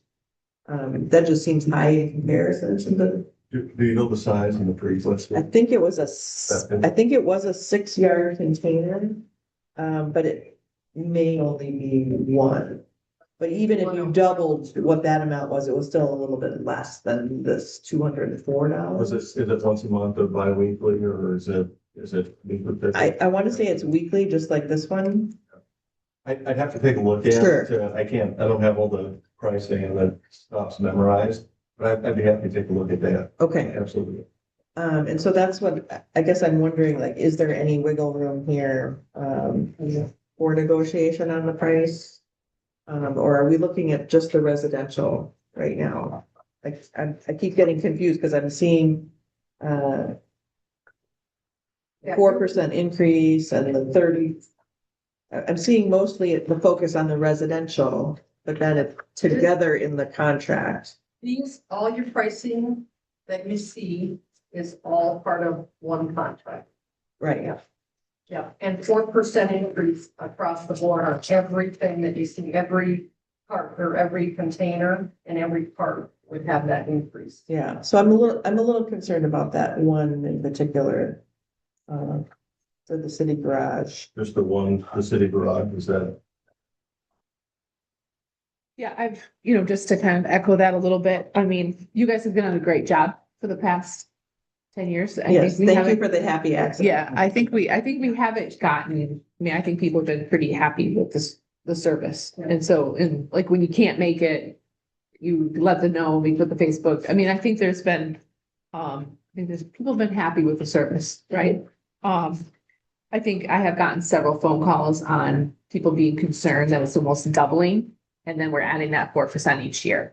And that for a council member as myself, like not having any competitive like bids on it, right? So we're just looking at you and that's not any offense on you guys at all. So to me, not having other competition is concerning. And that's some of the phone calls that I've gotten from several people on this particular topic for tonight. So my only question that I have really is, 'cause I do like the service, I like the recycling, I really liked your plan.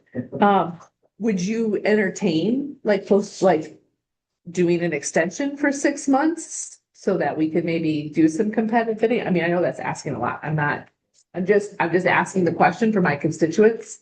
And I think that people, like right now, everything's getting more expensive. And so now all of a sudden we're doing a water hike and now we're doing a double and a 4% increase. Like everybody's gonna see big increases in all their bills and and so we're doing whatever we can for the people that live here. So I guess that's my question is, would you even consider doing an extension for 6 months? I think the pricing that, the council has in front of them this evening, we will honor tonight. If we come back with a different price based on what diesel fuel is doing and what fuel's been doing, that price might not be the same. Right.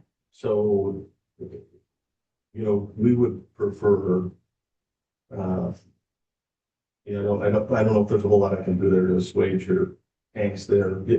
Waste Management's obviously the largest waste provider in the nation. They're very capable of putting together the bid relatively quickly, 6 months. It kind of strikes me as odd. Why? Why do they need 6 months? Right.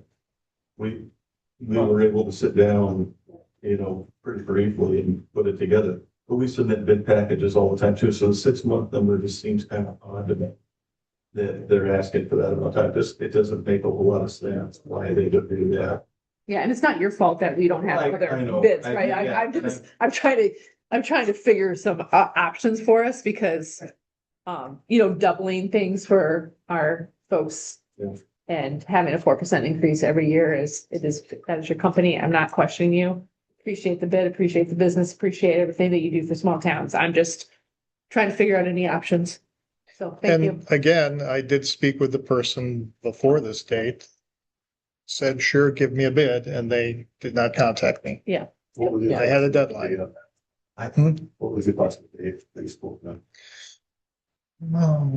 It was close to a month. I don't think it was quite a month. But at least 3 There should be weeks. plenty of time. Well, I got a hunch why, and it's because we compete against them all the time across the state. So I live in Watford County.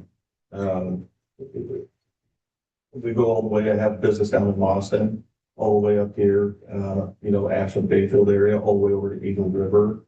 Wayland, Fond du Lac, we compete against them in all of those areas. We never lose. So I'm just saying, the 6 month thing's new for me. And, I can only guess that maybe they don't want to put price out there because they know it's gonna be super high. Just anecdotally, I've had quite a few interactions with Waste Management in my professional life, and none of them have been good. None of them. Which I was a counter, I've had Republic Services at my building for years, and the service is amazing. One time I was overcharged, I didn't know it was on auto pay. 2-3 months later, they called me up and they gave me a refund because I'd been overcharged. I would have never even known. Also really responsive. And I can say along those lines, and 2 other businesses that we have around here within the last year, We had 3-year contracts with the Republic that were up, and we got bids from both Republic and Waste Management. Obviously not for the household ones, but for the similar type of dumpsters, this is the city's meeting, and Republic was better than all 3 of those businesses. Yeah, it's really what we do. You know, our folks that live, you know, we got obviously folks that live up here local.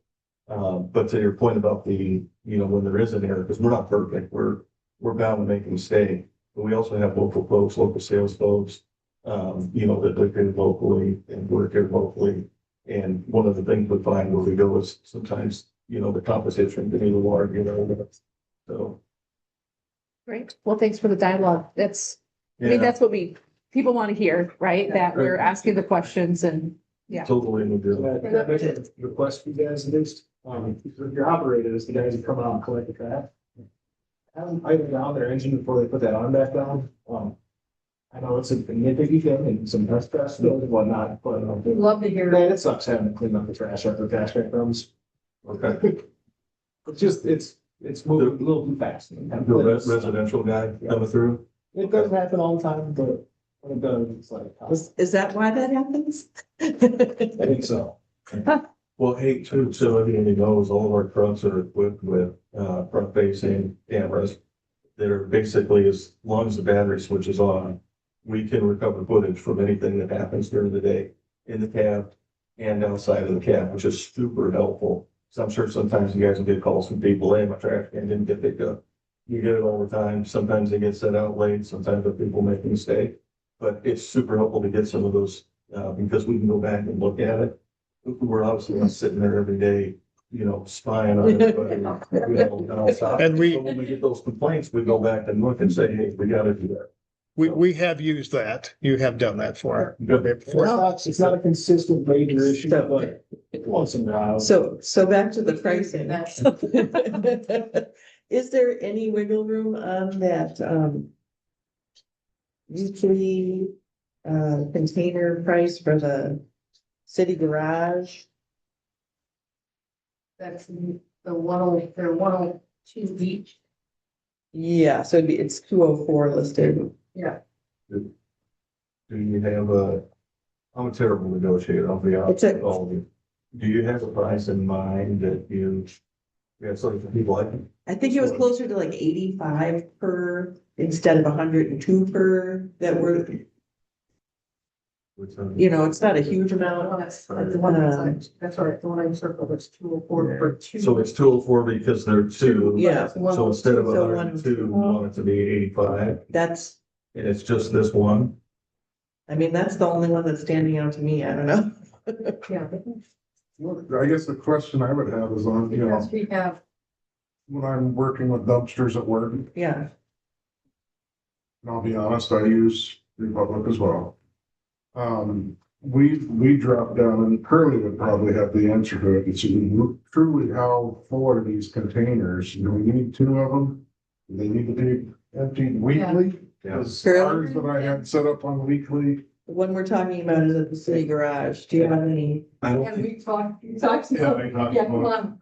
We sat and talked about, went over all of them, and like I said, we can make, yeah, and like I said, we can make changes. I mean, that's not an issue to change service request frequencies. Okay. That is not an issue, and we talked about that when I came in a couple times, that during the summer, we know you're gonna be busy. We know you have a lot more garbage and volume increases and people and we know when the October comes, not just at your parks, but actually at your other locations too, then the services may decrease. So we can certainly change your frequency. So we could even change your frequency at your garage to every other week. Sure. And that'll reduce that price. Sure. We're looking at, you know, so many yards, so much per yard. Mhm. And as you see on the, you know, the 2 yard is at $89.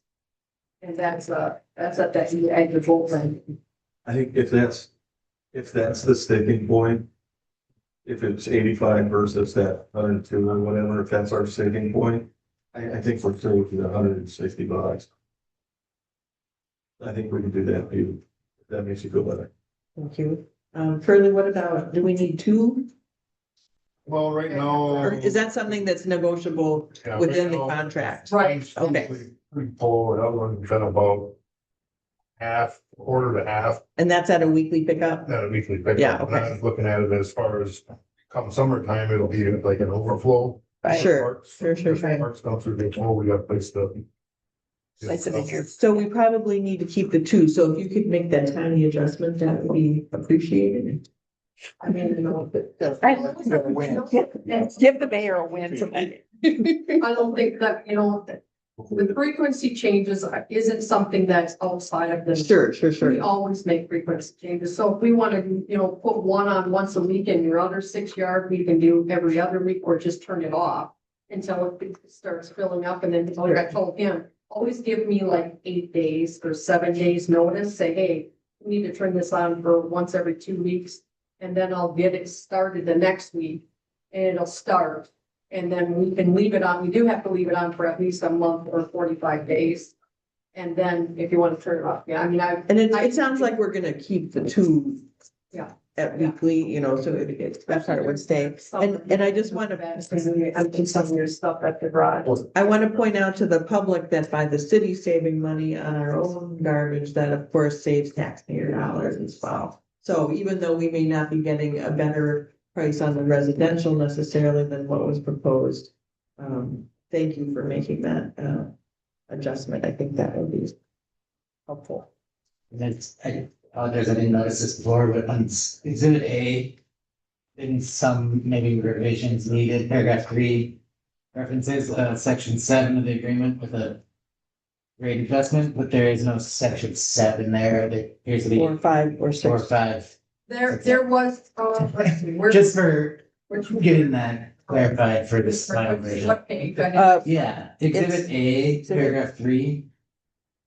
That specifically references the rate is subject to the rate adjustment as set forth in section 7.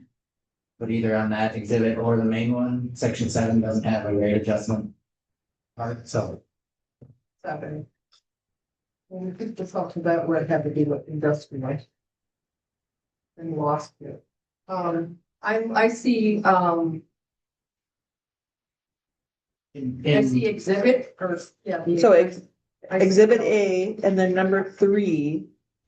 At the end of number 3, it says the collection and processing rate is subject to rate adjustments as set forth in section 7 of the agreement. And I guess my recommendation on this is Okay. council can approve whatever they approve and we can work out those Yeah. typos, graphical, and we can Yes, yeah, coordinate that- things later. Yeah, that is, and I know that there was a couple lines taken out because it had something to do with industrial and you guys are not industrial. Okay. But yes, that is, I'm done for that. So with amendments to be made as necessary. Max, if you have an opportunity to look at this contract with specifically the recycling stuff. Yes, and it all complies with our new ordinance, and that was drafted and they work off the same state required recycling. Separation requirements and everything. And then just Yeah, another question. local requirements, state requirements and federal requirements. Another question I got to you guys, see the diapers is on a list of prohibited item in the trash, but No, that's recyclable. Recycle. that's recycled. Yes. Yeah. We take it, but. I was gonna say. No diapers. Figure it out. Yeah, we could be here all night talking about how much trash we pull out. Oh. Material. Oh, yeah. Just, Well, yeah, and that's why, just in general, not. The fact that we continue to do it and work hard at it, thank you, because, yes. And I always like some other things that we can always add outside of your contract. And these are things that we also do with recyclable bulbs and batteries, because I always like to bring it to Riverfront's attention. That's something that you guys can have a box sitting here for your citizens. Nice. That if they have a, battery or bulbs that they want to get rid of, because they're not allowed in the landfill, they cause fires, they're dangerous. The batteries are something that is very dangerous. And so we always like to encourage you to get it in a subscription. This is outside your. Sure. And this is something you can offer to your citizens. I got a question, Tori. Just curiosity, how's like the lithium and cobalt recycling operation? so I'm gonna just say, this is off topic, we really need to focus on this garbage contract right now. So maybe you could ask that another time. They cause fires. I can tell you, trash all the time. So can you give us information on that service? I'm gonna leave this for you, Great. and I have the recyclables, you know, what can be Because recycled and what. I do think at some point an education letter Yeah. to our, because I think Yeah, folks, yeah. the folks in No, our agreed. community are very interested, and I think there's a lot of skepticism, and so Yeah. if we provide something, and I think that would be a good thing in the Yeah, future. absolutely. So, Actually, I do presentations for your cities. oh, great. So I have a PowerPoint, I show recycling, and I'm doing one next week over by Eagle River. So if you ever want to schedule me to have a a presentation here and invite your citizens, I'm more than happy. Yes, please. Yeah. Tony, please schedule one. Yeah, tours of the facilities. There's been upgrades since you've been, so you guys, any of you are welcome to come. Yeah, I think we'll do a presentation. And the landfill too. We want you to really see state of the art landfill. I mean, if anybody would say a landfill is beautiful, I'll say. You've got the best. We've been a lot of work. Okay, thank you very much. Appreciate you being here tonight to Thank help you. us through this. Yeah, thank you. And is there a motion? I'll make a motion to approve the contract. No, I know. Big spender I am. With the adjustments With the that we adjustments. discussed. I'll second it. All right, so motion by Dave, second by Darren. Any other questions? Thanks for taking the time to answer our questions. All right, all in favor? Aye. Aye, opposed? I don't get to vote, sorry, I accidentally voted on it. Motion carries. Thank you again for coming tonight, really appreciate it. Thank you. Appreciate it. Have a good night. You too. Keep up the good work. Thank you. All right. Our next item is tab 9, discussion and action on personnel committee recommendation on a policy update to definition of compensatory time off. That is self-explanatory, very clearly outlined. Does anyone have a motion?